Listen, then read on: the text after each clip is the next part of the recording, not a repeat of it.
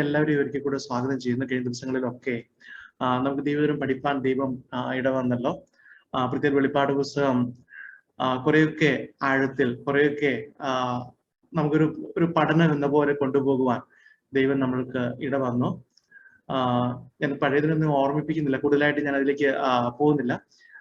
കഴിഞ്ഞ ആഴ്ച നമ്മൾ 14-ാം അധ്യായത്തിലായിരുന്നു നമ്മൾ പഠിച്ചുകൊണ്ടിരുന്നത്. 11-ാം അധ്യായത്തിന്റെ അവസാനം പകുതി വരെ നമ്മൾ എത്തിയിരുന്നു. 12-ാം അധ്യായത്തിൽ സാത്താനെ കുറിക്കുന്ന ഒരു ഘോര രൂപമുണ്ടായിരുന്നു. അതായത് തീ നിറമുള്ള അഗ്നിസർപ്പവും അങ്ങനെ ഒരു രൂപത്തെ നമ്മൾ കണ്ടിരുന്നു 12-ാം അധ്യായത്തിൽ. അതുപോലെ 13-ാം അധ്യായം നമ്മൾ കഴിഞ്ഞ ആഴ്ച ചിന്തിച്ച ആ അധ്യായത്തിന്റെ ആദ്യ ഭാഗത്ത് എതിർ ക്രിസ്തുവിനെ കാണിക്കുന്ന ഒരു ഘോരമൃഗത്തെയും നമ്മൾ കണ്ടു, അതിനെ മനസ്സിലാക്കി. അങ്ങനെ രണ്ട് രൂപങ്ങൾ, ഒന്ന് ഒരു മഹാസർപ്പം, അത് സാത്താനെ കുറിക്കുന്നതാണ്. പിന്നെ എതിർ ക്രിസ്തുവിനെ കാണിക്കുന്ന ഒരു സമ്മിശ്ര രൂപമുള്ള ഒരു മൃഗത്തെയും നമ്മൾ ആദ്യ ഭാഗത്ത് കണ്ടു. ആ ഭാഗങ്ങൾ കഴിഞ്ഞിട്ട് 10-ാം വാക്യത്തിലേക്ക്, 11-ാം അധ്യായത്തിന്റെ 10-ാം വാക്യത്തിലേക്ക് വരുമ്പോൾ അവിടെ കൊടുത്തിരിക്കുന്നത് ഇങ്ങനെയാണ്: അടിമയാക്കി കൊണ്ടുപോകുന്നവൻ അടിമയായി പോകും, വാൾ കൊണ്ട് കൊല്ലുന്നവൻ വാളാൽ മരിക്കേണ്ടി വരും. ഇവിടെ വിശുദ്ധന്മാരുടെ സഹിഷ്ണുതയും വിശ്വാസവും കൊണ്ട് ആവശ്യം. രണ്ടാമത് ഇനി ഒരു മൃഗത്തിന്റെ വെളിപ്പാടിൽ അതിന്റെ ദർശനത്തിലേക്ക് വരികയാണ്. അതിനു മുമ്പ് ഇങ്ങനെ ഒരു വാക്യം വായിക്കുമ്പോൾ നമുക്ക് സങ്കീർത്തനങ്ങളിൽ 7-ാം അധ്യായത്തിൽ 15-ാം വാക്യം ഇങ്ങനെ പറയുന്നത്: അവനൊരു കുഴി കുഴിച്ചുണ്ടാക്കി കുഴിച്ച കുഴിയിൽ താൻ തന്നെ വീണു.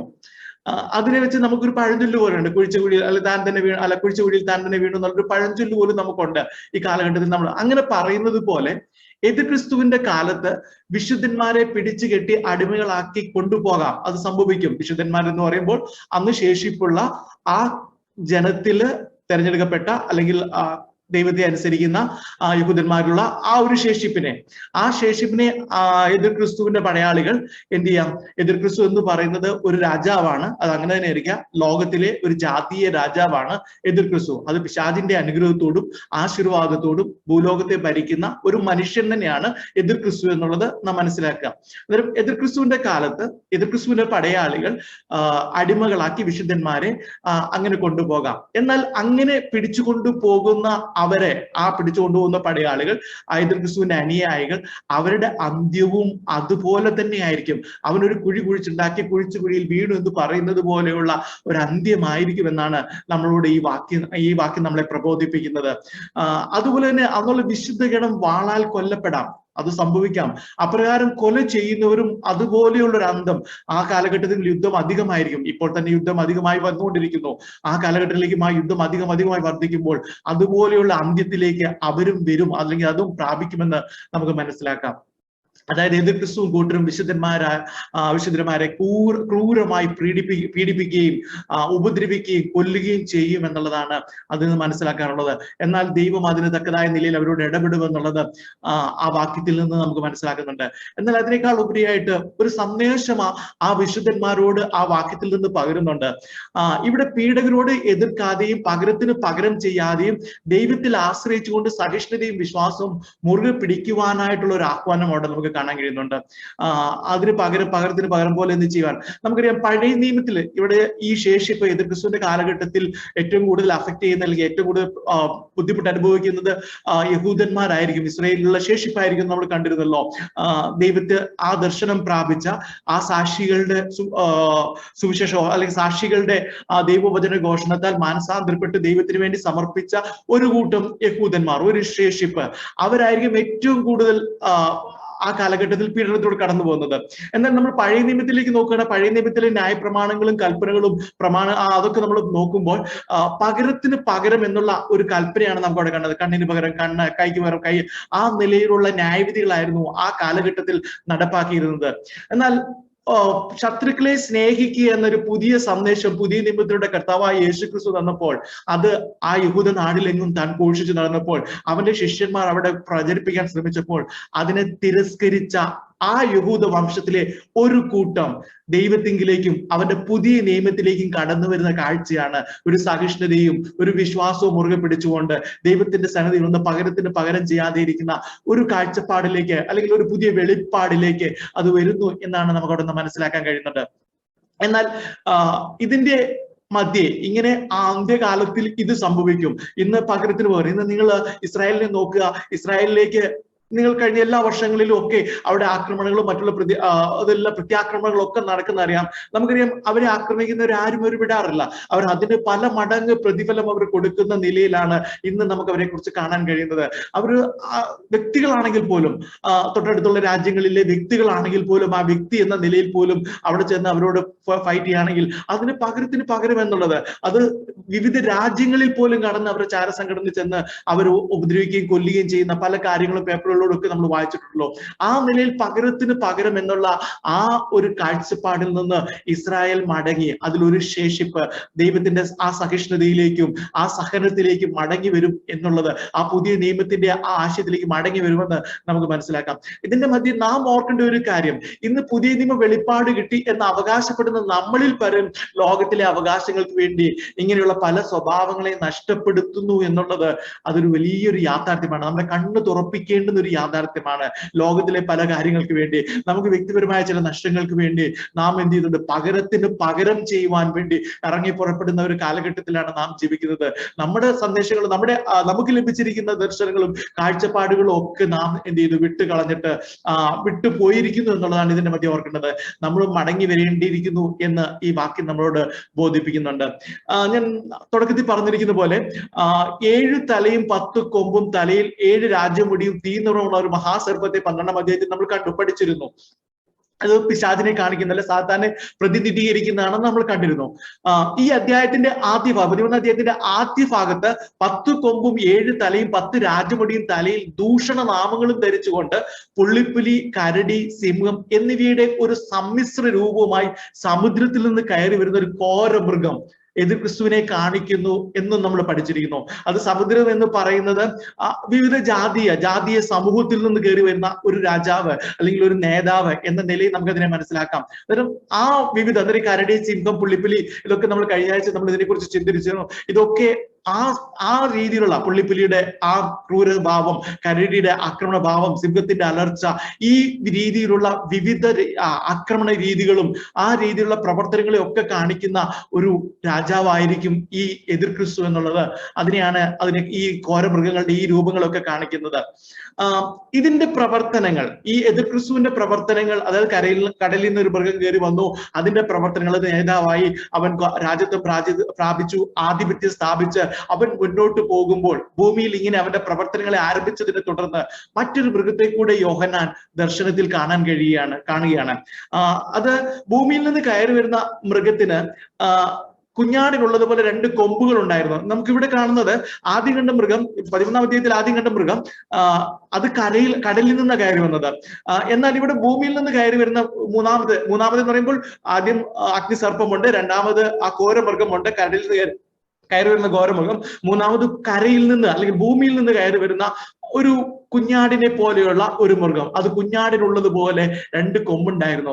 പക്ഷെ അത് സംസാരിക്കുന്നത് മഹാസർപ്പം എന്ന പോലെയായിരുന്നു. മഹാസർപ്പം എന്ന് പറയുമ്പോൾ പിശാചിനെ, സർപ്പം എന്നുള്ളത് നമുക്ക് നമ്മുടെ ചിന്തകളെ ഒന്ന് പഴയ നിയമത്തിലെ ഉൽപ്പത്തി പുസ്തകത്തിലും കൊണ്ടെത്തിക്കണം. അവിടെ സർപ്പം ഹവ്വയുടെ അടുത്തെത്തി എന്നുള്ള ആ നിലയിൽ അവിടെ തന്നെ ഓർത്തിരിക്കുക. അതായത് ചതിക്കുന്നവരോ, അതിലേക്ക് ഞാൻ അല്പ കാര്യങ്ങളോട് ഞാൻ പിന്നീട് പറയാം. അത് നമ്മുടെ ഓർമ്മയിലിരിക്കണം. അന്നേരം മഹാസർപ്പം എന്ന പോലെ, അന്നേരം ഒരു കപട ഭാവമാണ് അവിടെ കാണിക്കുന്നത്, അല്ലെ? അത് ഒരു കുഞ്ഞാടിനുള്ളതുപോലെ ഒരു രൂപമുണ്ട്. എന്നാൽ മഹാസർപ്പം എന്ന പോലെയാണ് അതിന്റെ വായിൽ നിന്ന് വരുന്ന വാക്കുകൾ, സംസാരങ്ങൾ എന്നുള്ളത് യോഹന്നാൻ ദർശനത്തിൽ കാണുകയാണ്. മൂന്നാമതായി പ്രത്യക്ഷമാകുന്ന ഈ മൃഗം കള്ളപ്രവാചകനെ കാണിക്കുന്നു. അതൊരു 3 വ്യക്തിത്വങ്ങളെ അന്ത്യകാലത്ത് ദൈവിക പദ്ധതിക്കെതിരായി നിൽക്കുന്നത് നമുക്ക് കാണാൻ കഴിയുന്നുണ്ട്. ഒന്ന് സാത്താൻ സ്വർഗത്തിലെ ഒരു ഘോര യുദ്ധത്തിൽ ദൂതനാൽ വെട്ടപ്പെട്ട് ഭൂമിയിലേക്ക് അല്ലെങ്കിൽ എന്നേക്കുമായി ഭൂമിയിലേക്ക് തള്ളപ്പെട്ടു. ഇനി അവന്റെ ശിക്ഷ ഭൂമിയിൽ നിന്നാണ് വിധിക്കപ്പെടുന്നത്. അത് നമ്മൾ പിന്നീട് കാണാൻ പോകുന്നുണ്ട്. അവന്റെ ആശീർവാദത്തോടുകൂടി ഒരു ജാതീയ രാജാവ് രാജ്യത്തെ ഏറ്റെടുക്കുകയും അനേക രാജ്യങ്ങൾ ഉൾപ്പെടുന്ന ഒരു വലിയ സാമ്രാജ്യം രൂപമാകുകയും ചെയ്യും. അത് അവന്റെ സാമ്രാജ്യത്തെ കാണിക്കുന്നു. അതിന്റെ കൂട്ടത്തിൽ അതിനെ ഹെൽപ്പ് ചെയ്യുവാൻ, അതിന്റെ പ്രവർത്തനങ്ങളെ ഒന്നുകൂടെ ഏകോപിക്കുവാൻ വേണ്ടി ഒരു മൃഗം കൂടെ, ഒരു ആത്മീയ നേതാവ്. ഈ പറയുന്ന കരയിൽ എന്ന് പറയുമ്പോൾ സ്വാഭാവികമായിട്ടും അത് യഹൂദൻ അല്ലെങ്കിൽ ഇസ്രായേലിനോടുള്ള ബന്ധത്തിൽ അതിന്റെ അടുത്തുള്ള ആ പ്രദേശങ്ങളിൽ നിന്ന് തന്നെയുള്ള ഒരു വ്യക്തി, ഒരു ആത്മീയ നേതാവും കൂടെ ഉയർത്തി വരുന്നതായിട്ട് നമുക്ക് കാണുന്നുണ്ട്. 13-ാം വാക്യം ഞാനൊന്ന് വായിക്കട്ടെ. ഈ പറയുന്ന ഈ 3 വെളിപ്പാട് ദിവസം 16-ാം തീയതിയുടെ 13-ാം വാക്യത്തില് ഈ 3 വ്യക്തിത്വങ്ങളെ ഒന്ന് വ്യക്തമാക്കുന്നുണ്ട്. ആ വാക്യം ഞാൻ വായിച്ചിട്ട് ഞാൻ മടങ്ങി വരാം. മഹാസർപ്പത്തിന്റെ വായിൽ നിന്നും മൃഗത്തിന്റെ വായിൽ നിന്നും കള്ളപ്രവാചകന്റെ വായിൽ നിന്നും തവളയെ പോലെ 3 അശുദ്ധാത്മാക്കൾ പുറപ്പെടുന്നത് ഞാൻ കണ്ടു. അന്നേരം അവിടെ 3 വ്യക്തിത്വങ്ങളെ തന്നെ നമുക്ക് കാണിക്കാനുണ്ട്. ചില പഠിതാക്കൾ ത്രിയേക ദൈവത്തിന്റെ പിതാപുത്രൻ പരിശുദ്ധാത്മ എന്ന രീതിയിലൊക്കെ കമ്പയർ ചെയ്യുന്നുണ്ട്. നമുക്ക് എങ്ങനെ കമ്പയർ ചെയ്യാൻ പറ്റുമെന്ന് എനിക്ക് അറിയത്തില്ല. എങ്കിലും 3 വ്യക്തിത്വങ്ങൾ ആ കാലഘട്ടത്തിൽ 3 പേരിൽ തന്നെ ആ നിലയിൽ പ്രവർത്തിക്കുന്നതായിട്ട് നമുക്ക് കാണാൻ കഴിയുന്നുണ്ട്. മഹാസർപ്പം എന്ന് പറയുന്നത് സാത്താനാണ്. മൃഗം എന്ന് പറയുന്നത് എതിർ ക്രിസ്തുവാണ്. അടുത്തത് തന്നെ 2ാമത്തെ മൃഗം, കുഞ്ഞാടിനെ പോലെയുള്ള കൊമ്പുള്ളതായ ആ ഒരു മൃഗം എന്ന് പറയുന്നത് കള്ളപ്രവാചകനുമാണെന്ന് നമുക്ക് മനസ്സിലാക്കാം. വളരെ സാത്താന്റെ ഉദ്ദേശം എന്താണ്, അവന്റെ ആഗ്രഹം എന്താണെന്നൊക്കെ കഴിഞ്ഞ ആഴ്ച നമ്മൾ ചിന്തിച്ചല്ലോ. സ്വർഗത്തിലെ ദൈവത്തിനും ഭൂമിയിലെ ശേഷിപ്പിനും ഭൂമിവാസികൾക്കും എതിരെയുള്ള ഒരു തുടർ പ്രവർത്തനത്തിന് വേണ്ടി സാത്താന്റെ നേതൃത്വത്തിൽ എന്ന് പറയുമ്പോൾ സാത്താൻ ആയിരിക്കത്തില്ല പിക്ചറിൽ വരുന്നത്, എതിർ ക്രിസ്തു ആയിരിക്കുന്ന ആ രാജാവായിരിക്കും പിക്ചറിൽ വരുന്നത്.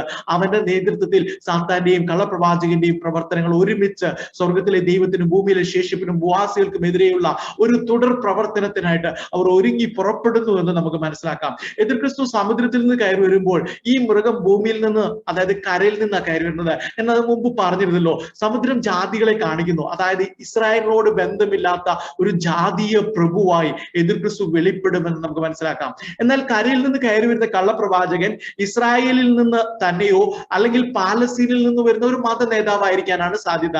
ആ ഒരു നിലയിൽ നമുക്ക് ഇതിനെ മനസ്സിലാക്കാം.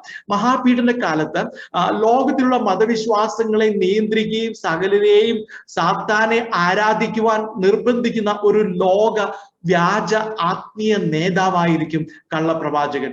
വലിയ അത്ഭുതങ്ങൾ ചെയ്യും, നാം അതിലേക്ക് വരുന്നുണ്ട്. വലിയ കാര്യങ്ങളൊക്കെ ചെയ്യും, ആത്മീയമായിട്ട് നല്ല കാര്യങ്ങളൊക്കെ പറയുന്നു എന്ന് തോന്നുന്ന ഒരു വ്യാജ ആത്മീയ നേതാവായിരിക്കും. അത് പാലസ്തീൻ ആ ചുറ്റുവട്ടങ്ങളിൽ നിന്ന് തന്നെയായിരിക്കും കയറി വരുന്നതെന്ന് നമുക്ക് മനസ്സിലാക്കാം. അന്നേരം ലോകത്തിലുള്ള വിവിധ മതവിശ്വാസങ്ങളെ സ്വാധീനിക്കുവാൻ തക്ക ശക്തിയും നിയന്ത്രണവുമുള്ള ഒരു വ്യക്തിയായിരിക്കുമെന്ന് കാണുന്നുണ്ട്.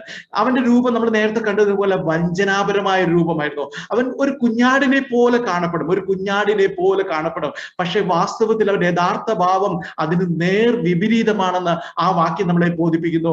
അവന്റെ വാക്കുകൾ അവന്റെ യഥാർത്ഥ സ്വഭാവം വെളിപ്പെടുത്തുന്നു. അത് മഹാസർപ്പത്തിന് സമാനമായിരുന്നു എന്നാണ് നമ്മൾ ആ വാക്യം നമ്മൾ കണ്ടിരുന്നല്ലോ. മഹാസർപ്പത്തിൽ ഞാൻ മുമ്പ് പറഞ്ഞിരിക്കുന്ന പോലെ ഏദൻ തോട്ടത്തിൽ സർപ്പം ഉപായ വാക്കുകളാൽ ഹവ്വയെ വീഴ്ത്തി അതിൽ തുടർന്ന് ആദമും ആ കുരുക്കിൽ വീണു, അല്ലെങ്കിൽ ആ പാപത്തിൽ വീണു. അങ്ങനെ മനുഷ്യരെ ഒന്നടങ്കം പാപത്തിൽ വീഴ്ത്തിയ ഒരു പ്രവൃത്തിക്ക് തുടക്കമിട്ടത് അവന്റെ ഉപായ വാക്കുകളായിരുന്നു. അവന്റെ വായിൽ നിന്ന് വരുന്ന സർപ്പത്തിന്റെ വാക്കുകളായിരുന്നു. അതുപോലെ ഉപായ വാക്കുകൾ പ്രയോഗിച്ചുകൊണ്ട് അതിനെ, അല്ലെങ്കിൽ വഞ്ചന ഒളിപ്പിച്ചു വെച്ച വാക്കുകൾ പ്രയോഗിച്ചുകൊണ്ട് ആ ഒരു നിലയുള്ള ഒരു ഇടപെടലായിരിക്കും ഈ വ്യക്തി കൊണ്ടിരുന്നത്. നമുക്കറിയാം, ചില വ്യക്തികളൊക്കെ നമ്മളോട് സംസാരിക്കുമ്പോൾ അവരുടെ വാക്കുകൾക്കൊക്കെ വലിയ പവറാ, വലിയ ആജ്ഞാശക്തിയാണ്. അവരത് കൃത്രിമമായി ഉണ്ടാക്കിയെടുത്തിരിക്കുന്ന അവരുടെ വാക്കുകളുടെ ശക്തിയാണ്. ആ ആജ്ഞാശക്തിയും അതിന് പുറകിൽ അവർ വഞ്ചന ഒളിപ്പിച്ചു വെച്ച് കൃത്യമായി നമ്മളെ കാര്യങ്ങളെ ധരിപ്പിക്കുവാനും നമ്മളെ അതിൽ വഞ്ചിക്കുവാനും ഒക്കെ കഴിയുന്ന ഒത്തിരി പേരെ നമ്മൾ കണ്ടിട്ടുണ്ട്. നമ്മൾ ഒത്തിരി കാലങ്ങൾ കഴിയുമ്പോഴാണ് അവരുടെ വഞ്ചനകളും അവരുടെ പ്രവൃത്തികളും ഒക്കെ നാം മനസ്സിലാക്കുന്നത്. പിന്നെ നമ്മൾ അതിനെ ഓർത്ത് പരിതപിക്കുന്നതൊക്കെ നമുക്ക് നമ്മുടെ വ്യക്തിപരമായ അനുഭവങ്ങളാണല്ലോ. അതുപോലെ ഒരു അനുഭവമായിരിക്കും ഇവിടെ കാണാൻ കഴിയുന്നത്. ആ ഏദൻ തോട്ടത്തിൽ സംഭവിച്ചതുപോലെ അതേപോലെയുള്ള ഒരു വഞ്ചന ഈ കള്ളപ്രവാചകരിൽ നിന്ന് വെളിപ്പെടുന്നത് നമുക്ക് കാണാൻ കഴിയുന്നുണ്ട്. ഇന്നും നാം ദൈവത്തിന്റെ പ്രവാചകന്മാർ ദൈവത്തിന്റെ അരുളപ്പാടുകൾ ആത്മാവിൽ അറിയിക്കുമ്പോൾ അതിന്റെ മധ്യ തന്നെ നമുക്കറിയാം, അനേക പ്രവചനങ്ങൾ നാം കേൾക്കാറുണ്ട്. നാം ഓരോരുത്തരും പെന്തക്കോസ്തുകാരെന്ന നിലയിലൊക്കെ നമുക്ക് അനേക പ്രവചനങ്ങൾ കേൾക്കാറുണ്ട്. അതിന്റെ മധ്യ തന്നെ കള്ളപ്രവാചകന്മാരെ പോലെ പിശാചിന്റെ നാവായി പിശാചിന് വേണ്ടി സംസാരിക്കുന്ന, ലോകത്തിലേക്ക് നമ്മളെ പറഞ്ഞു വിടുന്ന, ലോകമോഹങ്ങളിലേക്ക് നമ്മളെ കുടുക്കി വിടുന്ന അനേകം പ്രവാചകന്മാർ ഇന്ന് തന്നെ ഉണ്ടെന്നുള്ളത് ഒരു യാഥാർത്ഥ്യമാണല്ലോ. നമുക്കത് അറിയാമല്ലോ. അതിന്റെയൊക്കെ 10 മടങ്ങ് വളരെ വഞ്ചനാപരമായി, വളരെ മോടിയോട്, വളരെ അത് ഏറ്റവും നന്നായി സംസാരിച്ച് കാര്യങ്ങളെ അവർക്ക് അനുകൂലമാക്കി തീർക്കുന്ന ഒരു വ്യക്തി കയറി വരുമെന്ന് നമുക്ക് മനസ്സിലാക്കുന്നു. പ്രിയമുള്ളവരെ, ഇവിടെ പ്രത്യക്ഷമാകുന്ന ഈ കള്ളപ്രവാചകൻ വരുവാനുള്ള ലോക സാമ്രാജ്യത്തിന്റെ നേതാവാണ് നമ്മൾ എതിർ ക്രിസ്തുവാണെന്ന് കണ്ടു. ആ സാമ്രാജ്യത്തിന്റെ ഭരണാധികാരിയായ ഒന്നാമത്തെ മൃഗമായ ക്രിസ്തുവിന്റെ ഒരു പ്രതിനിധിയായി വർത്തിക്കും. അവന്റെ ഒരു ഉപദേശകനായി, ഒരു ആത്മീയ വശങ്ങളൂടെ, രണ്ടും നമുക്കറിയാം. ഇപ്പോഴൊക്കെ വിവിധ രാജ്യങ്ങൾ ആ നിലയിലൊക്കെ വരുന്നത്, ഞാൻ ആ നിലയിലേക്ക് ഞാൻ കൂടുതൽ വിമർശിക്കാൻ പോകുന്നില്ല. വിവിധ രാജ്യങ്ങളൊക്കെ അങ്ങനെ കയറി വരുന്ന കാണുന്നുണ്ട്. എന്നിട്ട് ഒരു ആത്മീയ അല്ലെങ്കിൽ ആത്മീയ ഉപദേശകനായിട്ട് ക്രിസ്തുവിന്റെ സാമ്രാജ്യത്തിൽ അതിന്റെ അല്ലെങ്കിൽ ക്രിസ്തുവിന്റെ ഒരു പ്രതിനിധിയായി ഈ വ്യക്തി പ്രവർത്തിക്കുമെന്ന് നമുക്ക് മനസ്സിലാക്കാം. രണ്ടാമത്തെ മൃഗം ഒരു കള്ളപ്രവാചകനായതുകൊണ്ട് തീർച്ചയായും അവന്റെ പ്രവർത്തന മേഖല വിശ്വാസത്തിന്റെയും ആരാധനയുടെയും മണ്ഡലമായിരിക്കും. അവിടെയായിരിക്കും അവൻ പ്രവർത്തിക്കുന്നത്. ആ ഒരു നിലയിലായിരിക്കും അവന്റെ പ്രവർത്തനം. അവൻ വ്യാപകമായി ഏക സത്യദൈവത്തെ എതിർക്കുകയും മരണകരമായ മുറിവ് പൊറത്തുപോയ ഒന്നാം മൃഗം പ്രതിനിധീകരിക്കുന്ന ക്രിസ്തുവിനെ ഏക ആരാധന കഥാപാത്രമാക്കി തീർക്കുവാൻ ഉള്ള ഒരു, അല്ലെങ്കിൽ അങ്ങനെയുള്ള ഒരു മതപ്രസ്ഥാനത്തെ അവൻ ഒരുക്കിയെടുത്ത് അതിനെ നയിക്കുമെന്ന് നമുക്ക് മനസ്സിലാക്കാം. നമുക്കറിയാം, അത് നമ്മൾ ആ ഭാഗം നമ്മൾ കണ്ടതാ.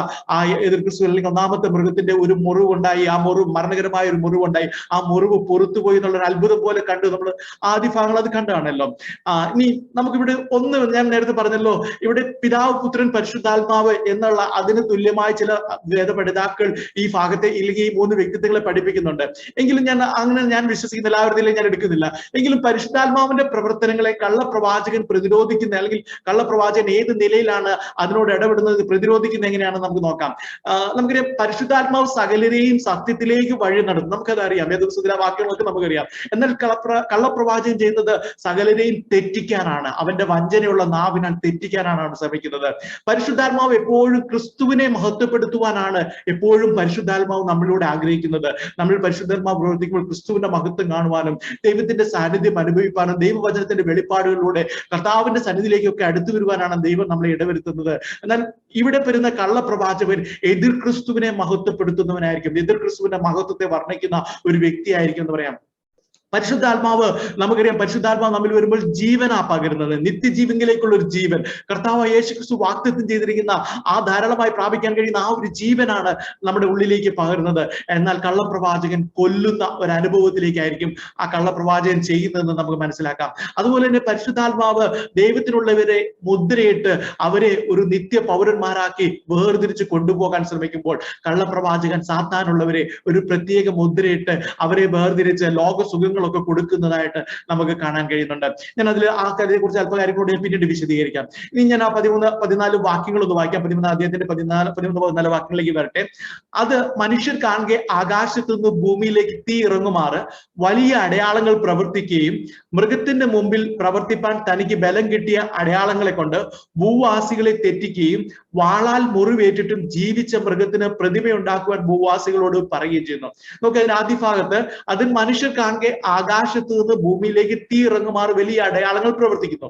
അത് ഏലിയാവ് ആകാശത്ത് നിന്ന് തീ ഇറക്കി യാഗവസ്തുക്കളെ ദഹിപ്പിച്ചത് നമുക്കറിയാം. ആ വേദഭാഗങ്ങളെ കുറിച്ചൊക്കെ നമ്മൾ കേട്ടിട്ടുണ്ടല്ലോ. അതുപോലെ തന്നെ കള്ളപ്രവാചകനും ആകാശത്ത് നിന്ന് തീ ഇറക്കി ചില അത്ഭുതങ്ങളെ ഭൂവാസികളുടെ ഇടയിൽ ചെയ്യിക്കുന്നതായിട്ട് നമുക്ക് മനസ്സിലാക്കാം.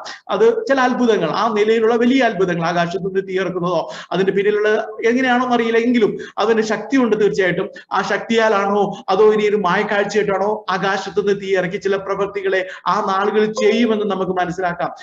കർത്താവിന്റെ ഐഹിക ശുശ്രൂഷ കാലത്ത് പരീക്ഷന്മാരും മറ്റു പ്രമാണിമാരൊക്കെ കർത്താവിന്റെ അടുക്കൽ വന്നിട്ട് ഞങ്ങൾക്ക് വിശ്വസിക്കേണ്ടതിന് നീ ഒരു അടയാളം ചെയ്തു തരണമേ എന്ന് പറഞ്ഞ ചോദിക്കുന്ന പല സന്ദർഭങ്ങളും നമ്മൾ വായിച്ചിട്ടുണ്ടല്ലോ, നമ്മൾ കേട്ടിട്ടുണ്ടല്ലോ.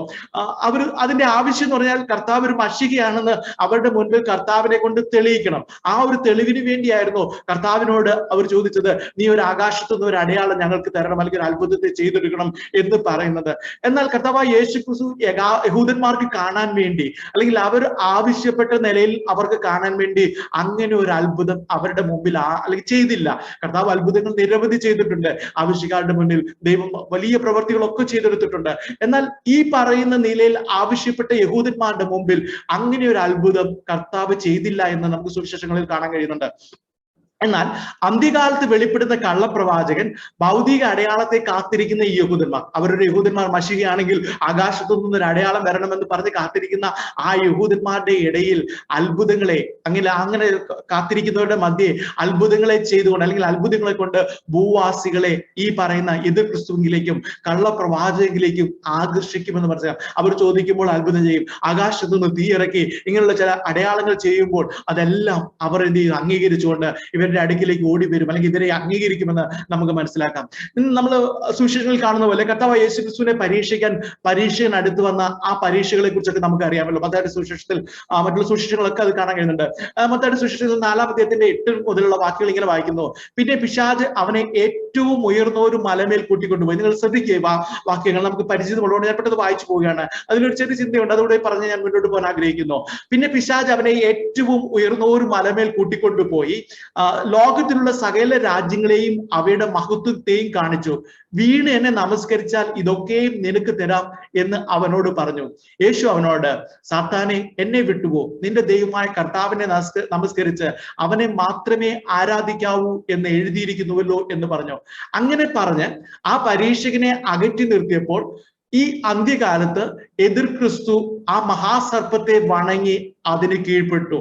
നോക്കുക, അന്ന് മഹാസർപ്പമാവുന്ന പിശാച് വന്ന്, അല്ലെങ്കിൽ സാത്താൻ വന്ന് കർത്താവിനോട് പറഞ്ഞു, എന്നെ ഒന്ന് വണങ്ങിയാൽ ഇതൊക്കെ നിനക്ക് തരാം എന്ന് പറയുന്ന ആ സമയത്ത്, എന്നെ ഒന്ന് നമസ്കരിച്ചാൽ മാത്രം മതി, ഇതെല്ലാം, ഈ ഭൂമിയും ഇതിലെ സമ്പത്ത് എല്ലാം നിനക്ക് തരാം എന്ന് പറയുമ്പോൾ ഈ മഹാസർപ്പത്തെ വണങ്ങുവാനും അതിനെ അംഗീകരിക്കുവാനും എതിർ ക്രിസ്തു ആകുന്ന ജാതീയ രാജാവ് തയ്യാറാകുന്നത് കൊണ്ട്, അതിനെ കീഴ്പ്പെടുന്നത് കൊണ്ട്, അതിന്റെ ആ പറഞ്ഞിരിക്കുന്ന കർത്താവിന് അന്ന് വാഗ്ദത്തം ചെയ്തിരിക്കുന്ന സകല ഭൗമിക അധികാരവും എതിർ ക്രിസ്തുവിന് അന്ത്യകാലത്ത് ആ സാത്താൻ, മഹാസർപ്പമായ സാത്താൻ അവിടെ കൊടുക്കുമെന്ന് നമുക്ക് മനസ്സിലാക്കാം. ആ നിലയിലുള്ള അധികാരം അവൻ ഏറ്റെടുക്കുന്നു.